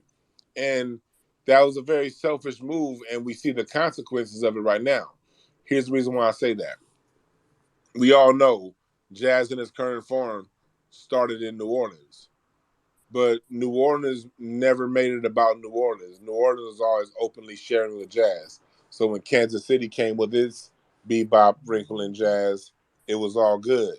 When when New York got its wrinkle in jazz with the swing era, it was all good. It was like, okay, no, yes, it was created here in New Orleans, but this is Black culture. When it comes to funk started in South Carolina, James Brown, Oakland, side of Family Stone, and then blew up and got very popular through Ohio. But none of those regions, Oakland can really lay claim to being the first. It was the first funk band that had a man and a woman in it. And they can really talk about, this really was the House of Funk. Larry Graham, thump bass, the key ingredient in funk comes from here. But they didn't do that. They said, no, we Black. Same thing we can say with disco. LA can lay claim to disco, so can Philadelphia. As far as the end of it, because it's sort of a polygenesis when it comes to disco. Um, but Love Unlimited was written before the Sound of Philadelphia. But either way it goes, that's what those world-changing sounds started. But again, it was a black thing. The Delta is the most popular style of blues. That Delta really could be like, no, this, but the Delta, it was black. So the reason other forms of music, when it came under attack, it got a nationwide response, is because the music was shared nationwide. Even though we could point its origin to one particular city, one particular region, it was still a shared black thing. When it came to hip hop, it became a very, and I was, if anybody who's been a Facebook friend, T Dynamite, she's in there, she's been a Facebook friend of mine forever. I was talking about this 10 years ago on Facebook. I was talking about this on MySpace in 2004. We got to stop this regional shit with hip hop, because I saw the shit coming. If you make it regional, it's going to leave it wide open for these white folks to come and take all this shit. Like, at some point, hip hop, the heads of hip hop, and those of us that are in control of the narrative of music, we got to tie hip hop into black culture overall. Because if we keep making it a regional thing, you're leaving that baby out there for the wolves to be taken by, that baby out there for those wolves to come and take it. The only way our baby of hip hop is going to be protected is if she comes back into mama music, daddy jazz and mama blues, granddaddy jazz, grandmama blues, mama funk, daddy just disco. That's the only way hip hop is going to be protected, if it's hip hop is seen as a cultural extension of black culture in America. Yes, New York started. Thank you. But when it comes down to it, doesn't really matter. The reason why it spread like wildfire amongst heavy metal started in Seattle. The black people got a claim for all this rock and roll shit, but they don't do that, because at the end of the day, it doesn't matter. This is our culture. The reason why hip hop spread like wildfire, yes, it started in New York, but the reason why Houston got a scene, Dallas got a scene, Atlanta, LA, Oakland, Detroit, Philadelphia, the reason why it happened so fast is because it's black culture. The reason why it didn't happen in Kingston, the reason why it didn't happen in Barbados, and still ain't happening in Puerto Rico, is because it ain't their culture. So we gotta always, we want to, on one hand, people like brothers like Racer Bro was saying, on one hand, we do want that clarity about what was going on in the region and where it comes from. We need that clarity, but at the same time, we gotta let go sectioning it off as if you did something special. No, where black people live, something great that the world took and still uses today is happening. Whether that be Detroit, whether that be St. Louis, Chicago, New Orleans, Philadelphia, Houston, LA, Oakland, wherever the fuck we live, Seattle, there's something that was innovated that the world is still making trillions off of today. So we got to understand that we got to make this a cultural thing. That's the only way we going to protect it. If we leave it out there as a regional thing, the wolves are always going to have a claim, because look what's happening. New York is full of immigrants, and all the New Yorkers who were there, who do know the true story, most of them living in Atlanta. Who next? Well, we got a new speaker. Okay, Dog Face Killer. Yes, ma'am. Greetings to the room. It's been a great dialogue tonight, and I've loved everything that's been said. And I agree with Dwan B. And I believe that we need to lead with our culture on all facets, from entertainers, inventors, activists, and everything all day, FBA and Freeman. And they're going to have to get down or lay down, and nothing else matters, because we move the world and we're going to move it the right place, because we don't, without us, this world will crumble. And I land my plane. Thank you. Yes, sir. I'm get ready to end it. I don't know if anyone else want to speak. I've got another. If someone hasn't spoken, let them speak. I'm going to end it pretty soon, because I want to get to it before midnight. I'll try to say one last thing, and I don't know everything, but I do understand one thing, and that this market existed before anyone from the islands or from the Latino cultures came here. And of course, what are they going to do? They want to get involved. They're seeing it. They're excited. They want to get into it. That's all they had to get into. But at the end of the day, they turn around and now they're trying to take it over and act as if they're the ones who created this stuff. You know, it's a market thing. We had the market, but they don't want to give credit where credit is due. They have no respect, and I have no respect in return.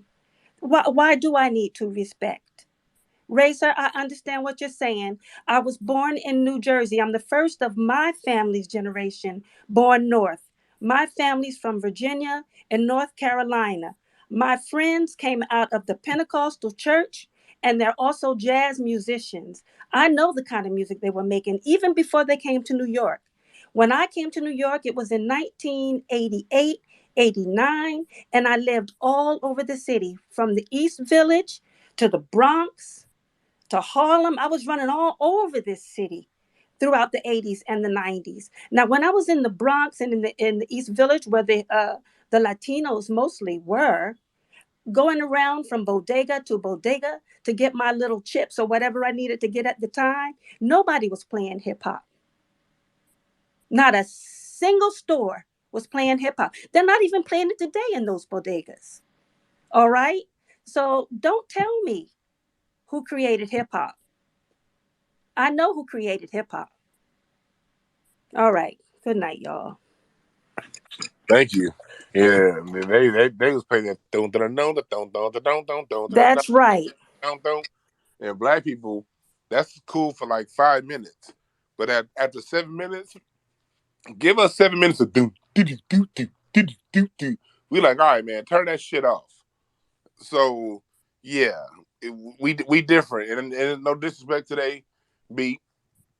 It's InstantAshtrays.com. I will have an Afrobeat drum pack up there for you in about 2 weeks. So no hate. I got some funky ass Afro beats for and because Afro beats and Latin beats are the same thing. When I recorded my beats, my Latin pack and my Afro beats pack are really the same thing. Just my Latin beats pack, I use more cowbells and those Latino bells and timbales. I layered it with that, and my Afro beats when I layered it more with congos and hand drums. But for those of you who don't know, I'm also a musician. I'm a drummer. I do got live drum sample packs for you producers out there. They're up right now on swagsample.com, but they'll be up on instanceandashtrays.com in 2 weeks. So yeah, I've been playing music professionally since I was 14 on the drums. So it's not just running my mouth. It's you speaking to somebody who's been in the studio, who's in the studio, and also I played drums in church for 20 years. And Yeah, if you my know, father plays a ham in B3, and all the boys on Saturday nights after church, because we stay in church 4 nights a week. mm-hmm. At the end of the night, they'd all come back to my house, and they'd all play for about an hour, laughing and talking, playing around. My father taught at least 15 to 20 guys how to play Hammond. He can't and, even get on the organ today because all those young kids coming up are so excited to get on that organ and play. He can't even play no more.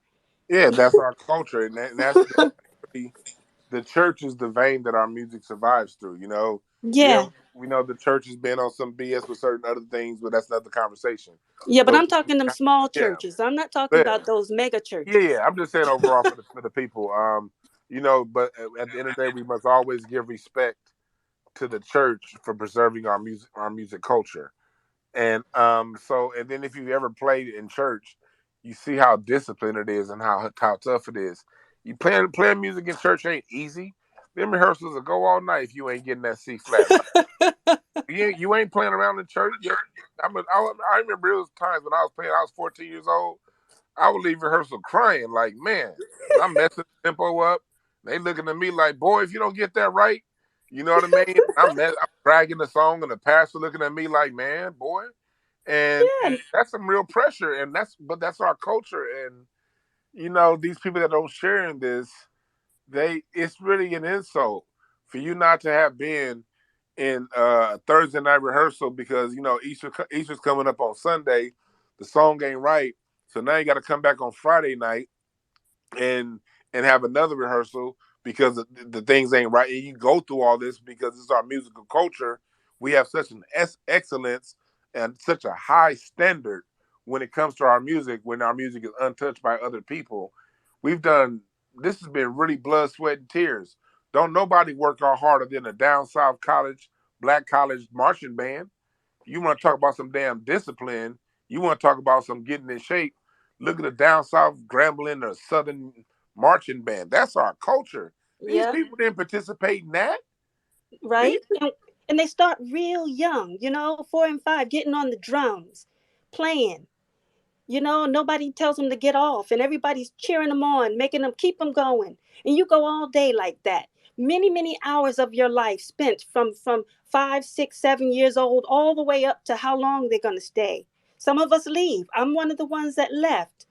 You know, yeah. but I came here with other musicians. I met musicians all over the place, all along the East Coast, especially, and from the church who left, Yeah, who but left the church.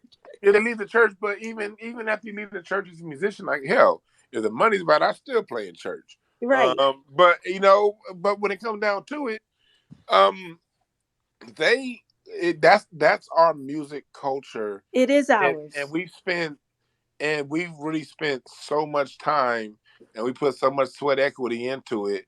It's nothing that I'm willing to give away because just because someone made some of these mainstream rappers don't give a damn about the culture, they don't. It's not their cultural inheritance to No, give away. they That's what don't they even do. know it. That's why they talk so They much crap, like yeah. DJ Academics. It's not theirs to give away. So it's on us knowing what we put into this culture, knowing where this culture comes from. Because going back, I'm gonna land this, but then I'm gonna get to the next person before I get out. All Um, right. so when it comes to hip hop, I'm gonna get to the next person. But when it comes to hip hop, and when I talk to New Yorkers, I don't mean to seem harsh when I do it, but when I talk to New Yorkers about giving it up, like all that claim me this, me that, like y'all really got to chill on that because at the end of the day, the house of hip hop requires rhythm and blues. Hip hop required they took the instruments away. Hip hop didn't originally get to create its own soundtrack that was separate from the other sounds that came before it. It's music is using turntables of what comes before it. So the key ingredient to the sound of hip hop is all of black culture from LA to Detroit to Florida to New Orleans to Dallas. It's all of that. It's in the soup for hip hop, and you can't separate that soup. So we got to know that that blood, sweat, and tears that comes up through the vein of the church and expresses itself through secular music by way of the blues, jazz, R&B, funk, disco, EDM, or whatever. That's all black culture in that soup. And it's like, okay, thank you for what you did and that innovation and that wrinkle that you brought to the soup in 1973. But understand it's a wrinkle in the soup. It's an ingredient in the soup. It's not the soup itself because you cannot separate all of the music that you cannot separate James Brown's music. You cannot separate Gamble and Huff, Motown, Stax Records, Chess Records, Louis Armstrong, Dizzy Gillespie from it. So we got to remember that it's a cultural ingredient. It's not the culture. It's an ingredient of a long-standing culture that's been changing the world for over a century. Jazz, and I'm gonna say this one last thing because I know I'm talking too goddamn much, but we got to remember this. In World War II, Hitler had to create fake white bands, jazz bands, because he banned jazz from Nazi Germany. But the Nazi soldiers was like, fuck that. I'm willing to defect from my country so I can listen to some of this nigga music. And so he had to create a band called the Ghetto Boys. It was a white band that would cover uh, Duke Ellington and Count Basie tunes. So at least it was like, okay, I can't get these dudes to stop listening to this nigga music. Let me at least put a white face on it.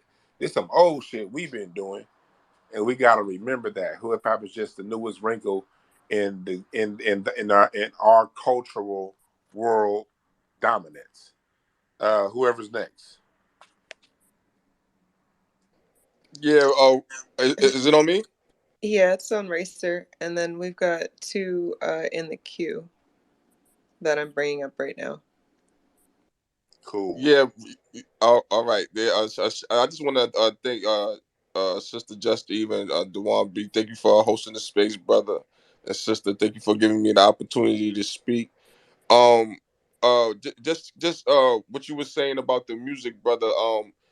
And Sister Elisa, she hit it right on the head. Like if you come up here, brother, and then and that actually proves my point about the melting pot myth. If you come up here and you go to a Jamaican party, they're not playing no hip hop, and that's I'm talking about currently. That's to this day. If you go to a Puerto Rican party, they're not playing no hip hop. If they doing, they playing Latin hip hop today or reggaeton. If you go to a Dominican party, they're not playing hip hop. So just the key or insight on the city of brothers and sisters who are foundational Black American and you're not from New York. If you ever in this city, brothers and sisters, and you want to find foundational Black American, all you got to do is listen to them, see what type of music they listen to, and then they got the stylistics, they got the whispers, they got the OJs, they got the Temptations. Notice. Keep in mind my age, and I'm able to say and go run through all of these groups, the Dells, the Delphonics, and they're listening to the music that your grandparents listen to. That's the FBA, and that's how you find us in the city, brother. And I'll land on that. Hey, that's dope because you're right about that. If you're in a car next to me, if you hear some George Duke or some Patrice Rushen or some Parliament, some Earth and the Fire, yeah, that's probably my big fat ass right there. That's probably me. You know what I mean? We really do. We had that connection to it, and man, our culture is so goddamn dope. It's so deep.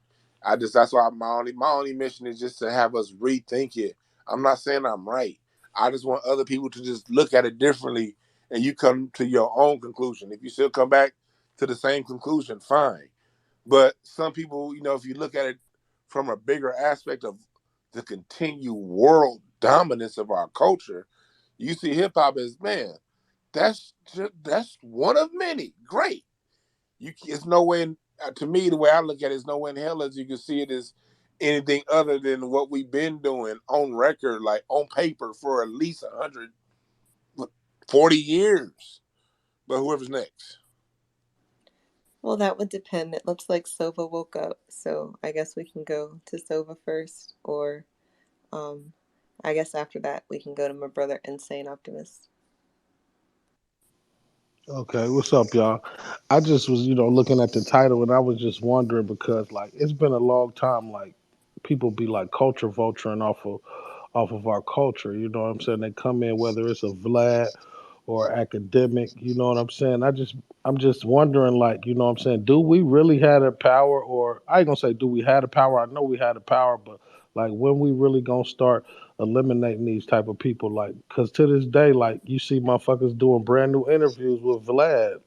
So like when is people just gonna end up just like getting these, we know what they are, we know they ops, we know they tethers, you know what I'm saying? This ain't the first time academics that said some bullshit towards American black people, you know what I'm saying? He been on some bullshit going on about 3 years now. So I mean, when are we gonna start canceling these people? You know what I'm saying? And just not supporting their content, just getting them to fuck up through.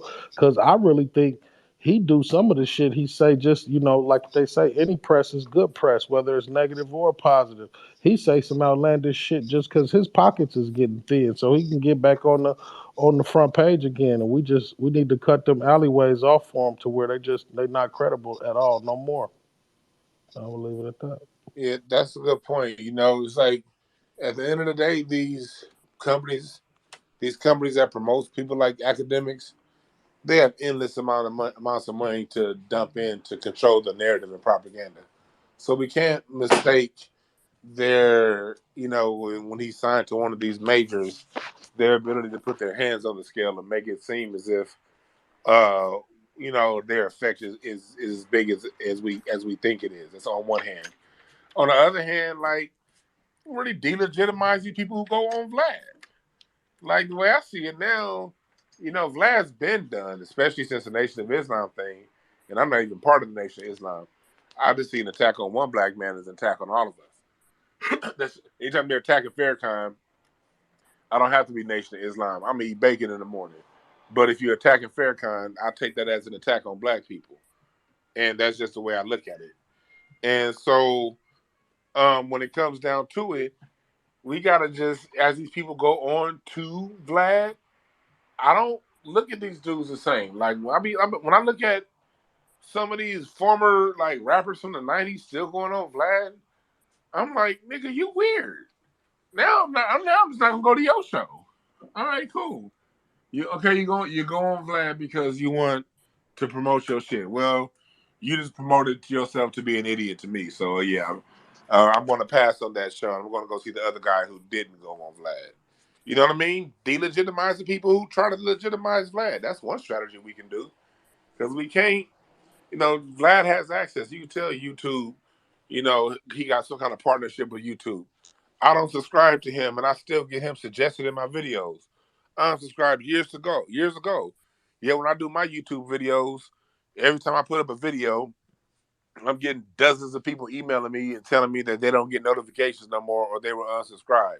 Meanwhile, I'm still getting Vlad suggested videos. So, man, we don't know what the real numbers are. We don't know what's really going on. We just know that them folks is tied in with them folks, and we can't necessarily always believe the illusion and the shadow that they cast on us. Because at the end of the day, we have to remember that we are living in Oz. It's just a big ass projection, and it's our job to follow that yellow brick road down the path to finding us and who we really are, because that's what reality is. Home, who we I feel really. I feel you on that. I feel that. I'm like getting tired, and I even watched. I'm getting tired, like running out of patience. You know what I'm saying? To an extent, like I even watched the clip of what LL said when I was watching Tyreek's. He did like a podcast earlier on this, and you know I love Tyreek too. I tune into him every trip, but support him with everything and always will. But he was saying like how he got to holler, like I got to holler at Academic. Like I'm past that point where we need to talk and get like some fucking understand. Like I'm tired of us being like having to take the moral high ground. Like I want to summon some of that Pac energy. Like fuck y'all motherfuckers. You know what I'm saying? Just like some of that hit 'em up shit. And I know it might say wow or something like, but you know, like I to feel you. keep I feel you. to keep going through the same thing expecting different results is insanity. You know what I'm saying? Like fuck hollering at Academic. You know what I'm saying? The thing is to not holler at that nigga no more. Like don't like it's over for that motherfucker, man. But I don't know. I hate that we always seem like we gotta take the moral high ground when everybody else is slinging mud in our face. You know, we keep a smile. You know, like, man, fuck that, man. You know what I'm saying? Fuck these motherfuckers. I'm But with you I'm on gonna that. leave it at that. I feel you on that because it's a podcast I do. Y'all know Craig Facts is on the Caffeine app. We do it every Tuesday and Thursday. We took this. I didn't know till we talked about it. I'm gonna go back and listen to his broadcast about it. But we were talking about this earlier on our show, and that's why I wanted to go ahead and have his Twitter space. Because there was some brothers on the show earlier that was trying to like somewhat play devil's advocate for Academics and or no, we had like a a discussion about should LL Cool J have spoken up or not, and one person on the show took the point of view that man just let the Academics talk whatever, and I'm like nah, we got to speak up because that's been our biggest issue, letting these fools say what they want to say and us not responding. I really think you being in this room and everybody in here having something to say about it, I think that goes a long way into getting this thing right. Because the reason why they've only gotten away with this before is because we generally would just be silent. We ain't quiet no more, and they ain't that goddamn powerful.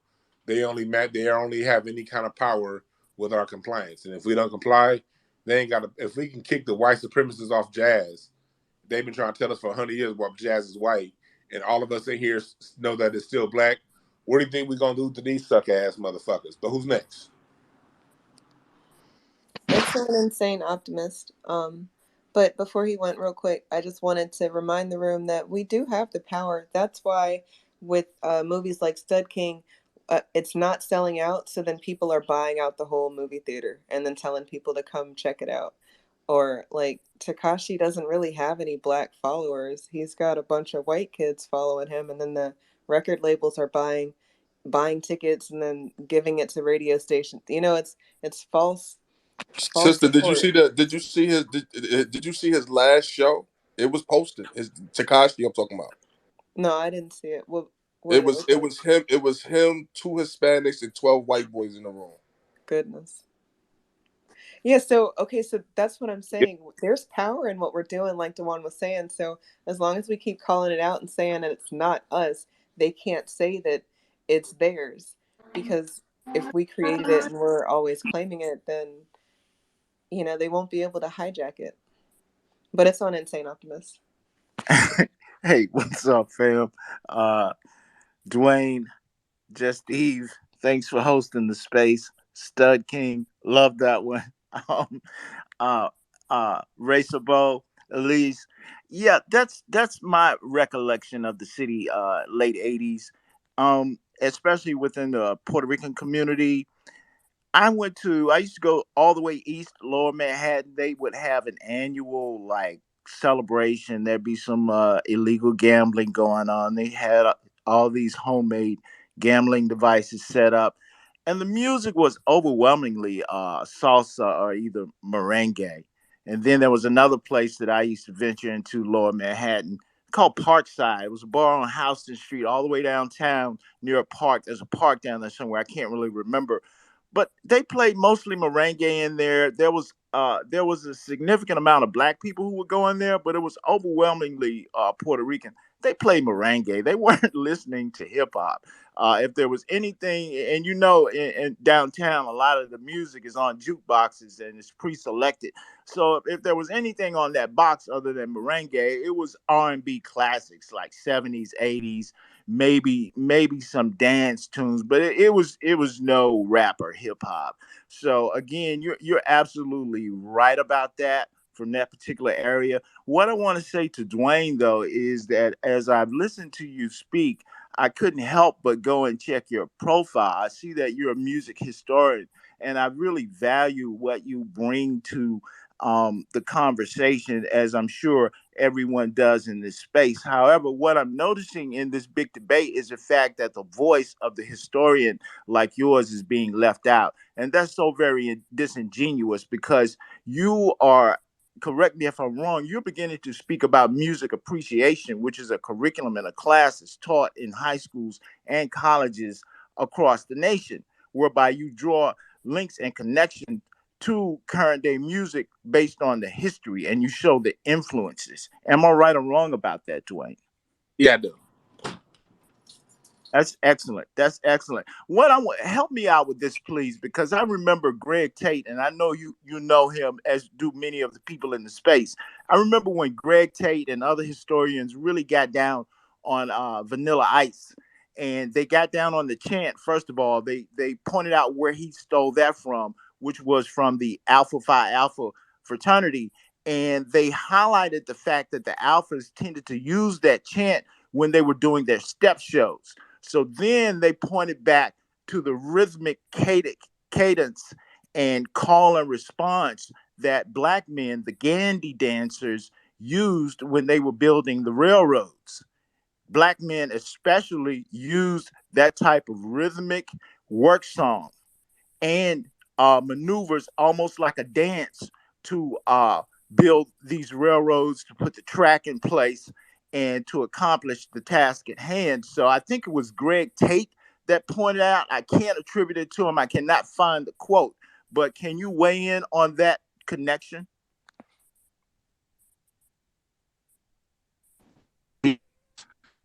The railroad workers that did that, but you also have the same.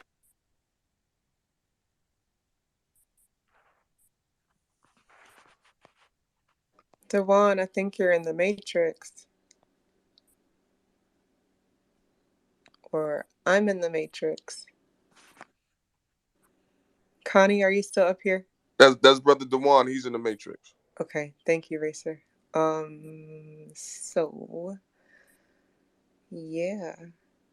Peace of the room. DJ Akademiks is a disrespectful tether. That's what we're talking about tonight. And he's not a real DJ. That's right. He is not a DJ. Neither is DJ Vlad. They should probably.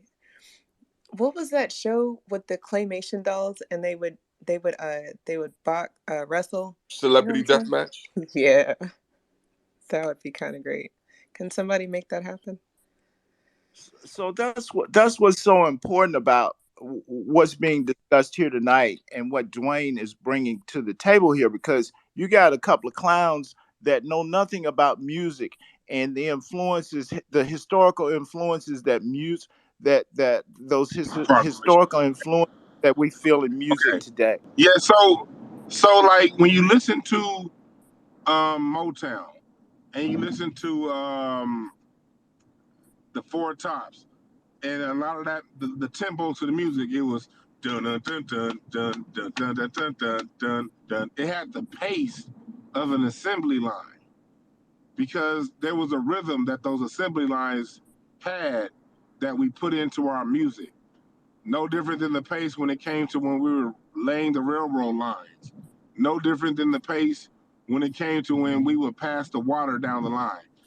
When we do things, that's why songs like Whistle While You Work was so popular back in the day. That was just them looking at us and how we got down. We just have a certain rhythm and pace to everything that we do. And the railroad workers was one of many areas to where the influence of the beat and the influence of the rhythm went into the influence of the music. Thank you. And it's a pattern that we continue through this day. And that's why like music has a different sound and a different energy depending on the city it comes from.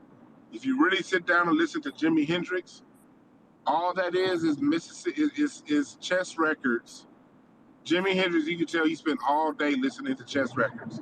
It's Muddy Waters, it's Howlin' Wolf, playing guitar, just with the energy of Seattle. It's that southern feel, but Seattle has a different energy than the South. It has a different energy than what was going on in chess records. And it also had new technology with the electrified amp. But if you go back and listen to Voodoo Child by Jimi Hendrix, go back and listen to Voodoo Child wasn't nothing but Gypsy Woman from Muddy Waters. It's the same music that's just updated and it takes on the energy of its environment. Heavy metal, rock, heavy rock, hard rock, all of that is just sped up blues with the energy of Seattle. Grunge, that's the blues interpreted through Seattle. And so we got to know that about our music. That's why it sounds different regionally. It's still our blues, but it's interpreted through the environment we grow up experiencing our lives in. And that answers why when people want to say Jamaicans did this and contributed that, no, what happened was you grew up in a music-rich environment and you already had a musical disposition. You would have been a musician in Jamaica. You would have been a musician in Venezuela if that's where you were born. You just happened to have been raised in a music-rich environment. Busta Rhymes, Fat Joe. Fat Joe, if he was raised in Puerto Rico, you'd be playing some don don don don don don don. You still be a musician, but it wouldn't be hip hop. You grew up in an environment that spoke to the musician, the predisposition you already had as a musician, and you interpreted your environment musically. That's why it came out through the sound of hip hop. It's not that you brought anything to us, Pete Rock. It's not that you brought anything to us, Dougie Fresh. It's that you grew up in an environment that already existed, and you being a person that's predisposed to being a musician, you interpreted that environment sonically through music. That's how it works. They didn't bring us shit. They just felt what was already there, energetically. But go, whoever's next. It looks like Mikhail came back up to the came back up to the stage. But Dewan, before he went, I had a question. Is that why the inauthentic sounds that are out now, it's missing something? So Yeah, it's still our sound, but it's just missing something that's because what the it is. instruments aren't there anymore. They have the instruments because This is what you got to realize. And if you want an example, go and listen to "I Don't Believe You Want to Dance" by the Gap Band. That's one of the funk. And I ain't talking about the short version. I'm talking about the 8-minute version. If you listen to what they playing, it's very simple. The bass is 3 notes, 3/4 notes, dun, dun, dun. That's all the bass is playing. The drums is playing a 4 on the floor, up note on the hi-hat, straight ahead. The keys are just playing in a roving time underneath everything, and a simple bongo beat on top. But it's not about the notes. It's about how those notes are played and layered. And it's the energy that makes our music what it is. It's the feeling, it's the groove. Our music is a feeling. And that feeling comes through our experience. That feeling comes from mac and cheese and greens. That feeling comes from fried chicken and oppression. That don't come from plantains and beans and rice.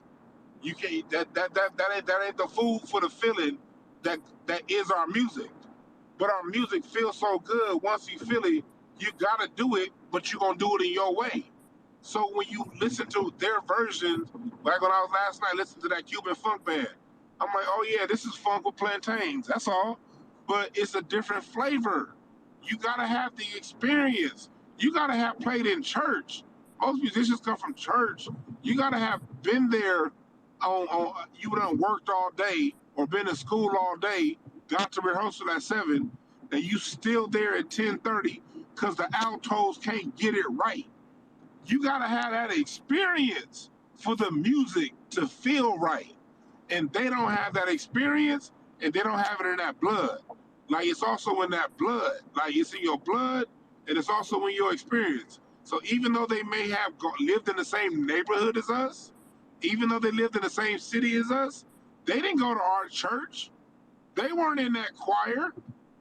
They weren't the ones that were going when it was Battle of the Bands. They weren't the ones in those competitive nights at the Roxy Theater like I used to go to, where you got 10 minutes to set your drum set up and break, and when your show's over, 5 minutes to break it down, and the next band that's coming on, you better hope they don't kick your ass. That's the environment. Our music environment was created through competition.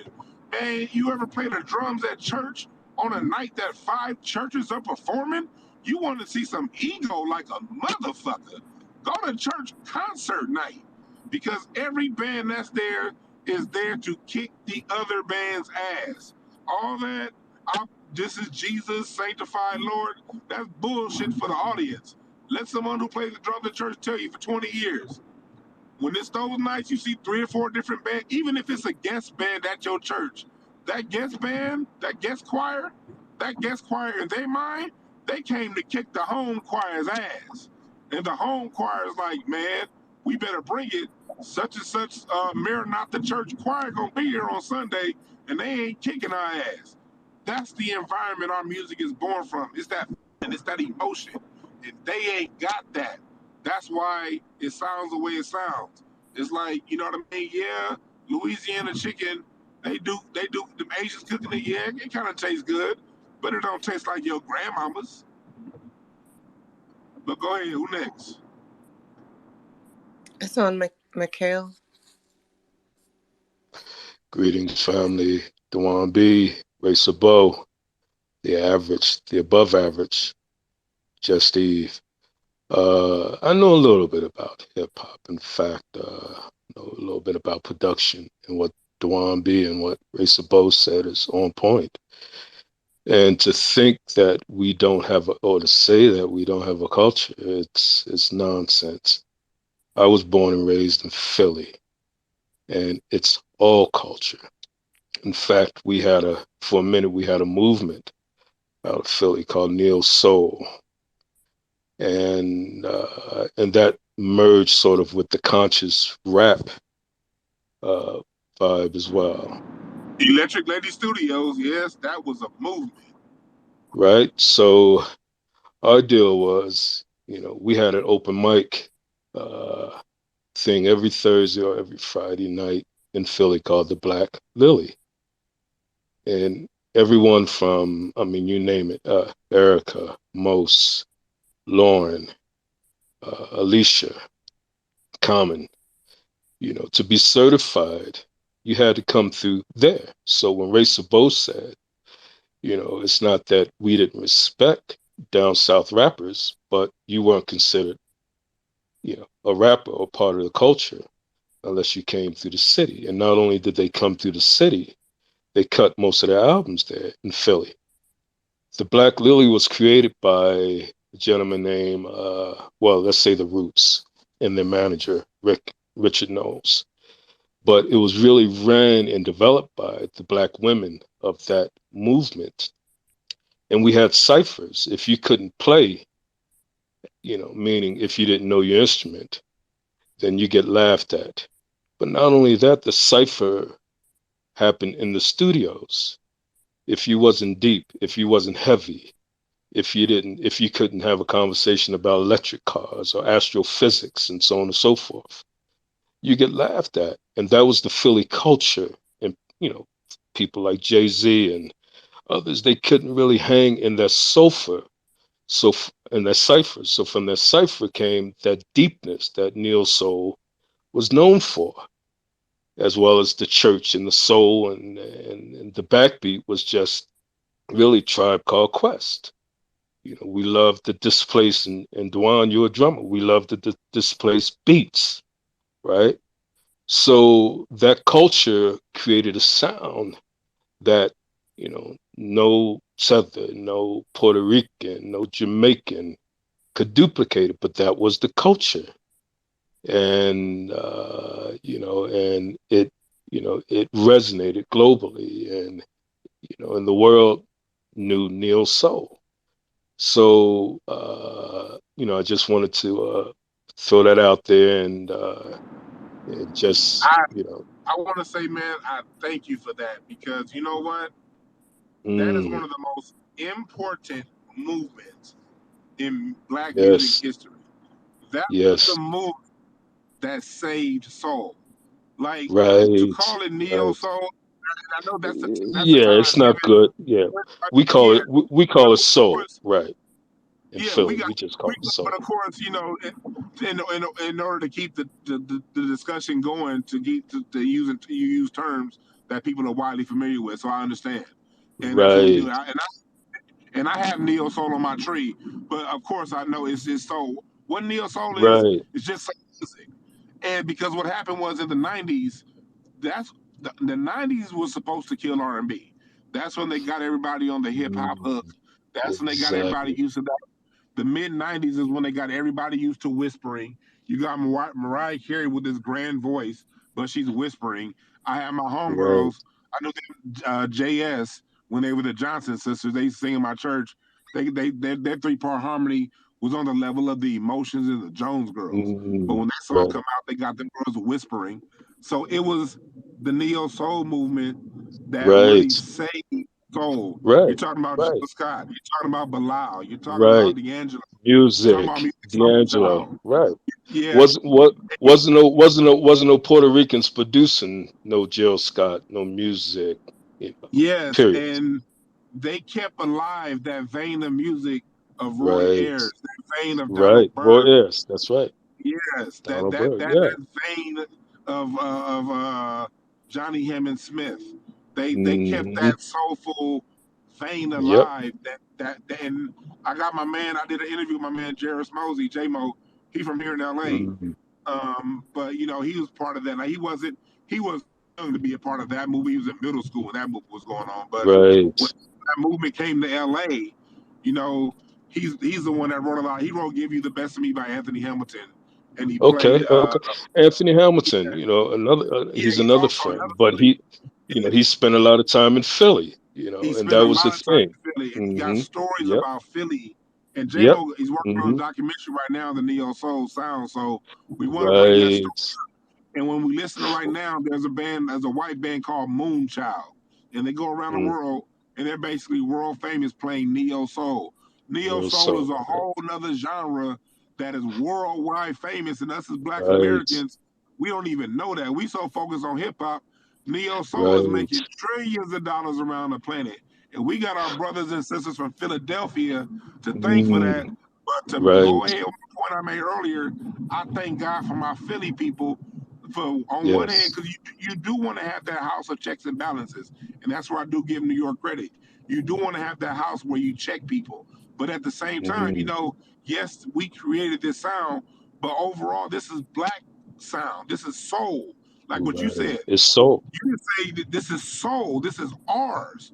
And when we approach it Right. with that point of view, now the whole country's there to defend it when it's under attack. But if you approach it as Mm. mine, when they come to attack it, then hell, go ahead and defend it. But oh, wow, you can't because all y'all live in Atlanta now. So that's the situation we're dealing with when it comes to the attack on hip hop. And what the thing that left hip hop vulnerable was the me first attitude by New York. And I'm not here to shit on New York. I'm just here to point out an error, a mistake that we made, and a mistake that we still have time to fix because these sorry sons of bitches ain't gonna take it. It's just that in the meantime, let's understand that it's a part of black culture. Our culture is so goddamn Only dope. time we see competition is when we look in the mirror. So That's it. we knew we had the best musicians. We knew that if you were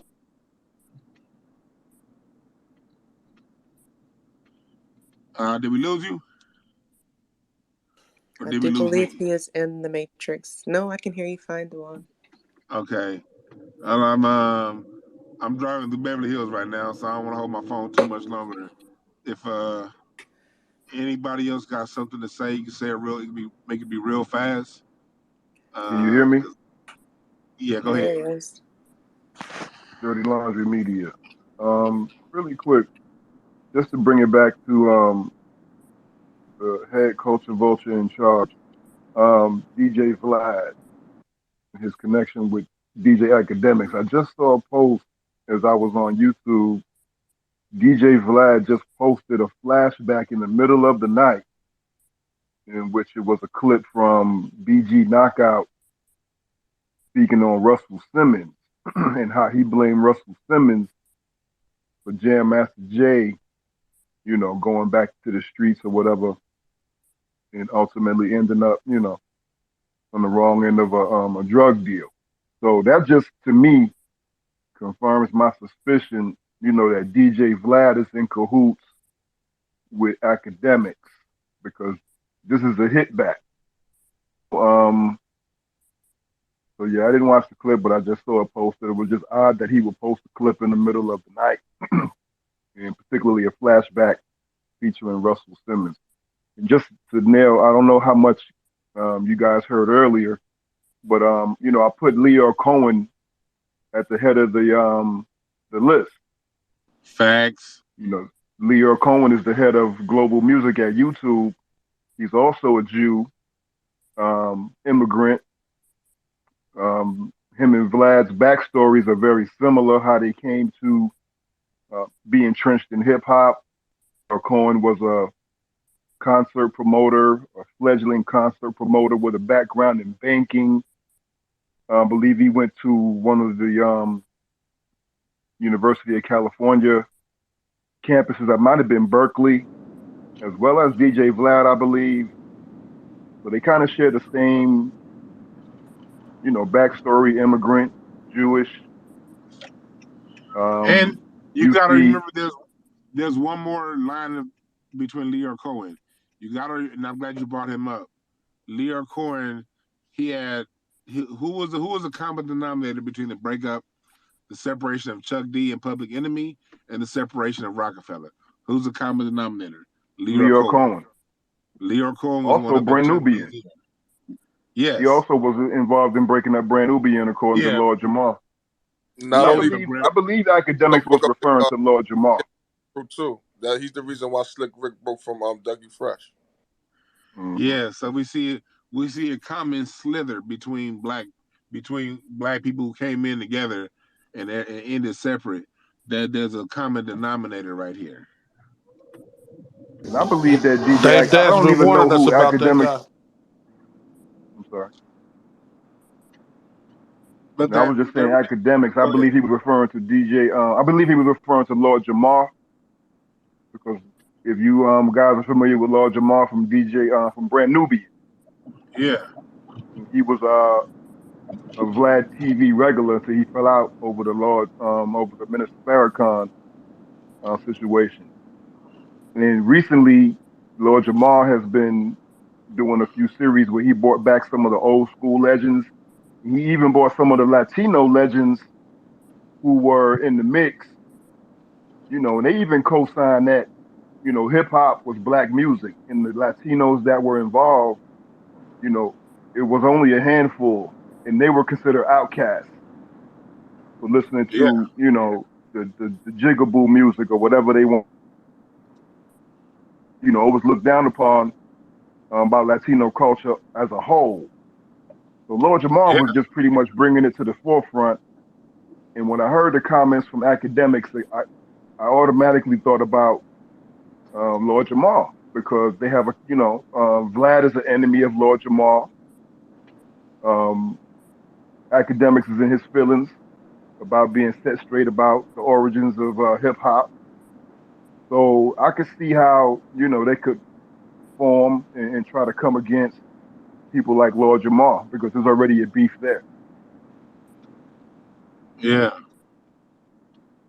That's real talk, and I can see that because they mad that Lord Jamar put his foot down, and Lord Jamar's out to. Vlad is taking peculiar interest in this hip hop black debate. I don't know what the fuck Hmm. opinion he thinks he cares. I don't know what the hell that's about, but he feels self-important. But that also goes to show you us the moves that he's making. Just look at the moves that he's making right now.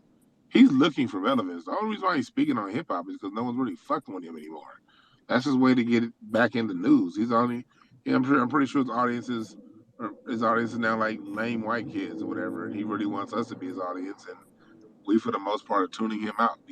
And he doesn't get any hip hop A-listers. He gets hip hop trash. Like he gets some young rappers, but he don't get the real people, and he don't get them in music. Period. I'm nobody's serious going Vlad. The people trying to make it go on Vlad, or the people that's trying to come back make it go to Exactly. Vlad. The people who own don't go to Vlad. Like he's True. nobody, and he knows it. So he's now resigned himself to being someone who throws bullshit ass statements out there to have some sort of relevance. But those It's moves he's becoming more making, of an echo chamber for his yeah, own ideas, basically. that goes And to he show that the uses moves that black. we're making are working. We're effective. Absolutely. Yeah, it's becoming Yeah, an echo chamber for his own ideas.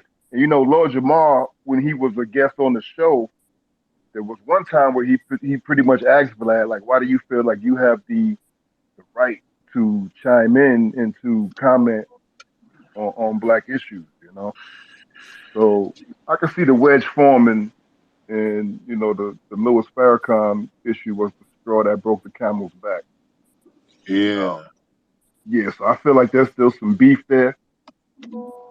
Uh, would take aside, he'll gladly entertain them and use them as he always does to instigate beef within the culture.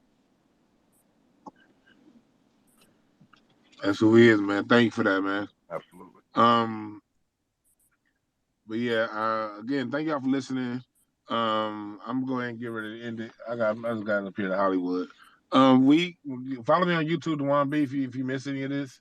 I'm uploading this up to my YouTube channel. It'll be up either tonight or tomorrow morning. I'm uploading it. Oh man, I left the parking lot and that motherfucker pulling out. My bad. And so yeah, I will holler at y'all. And thanks again for listening.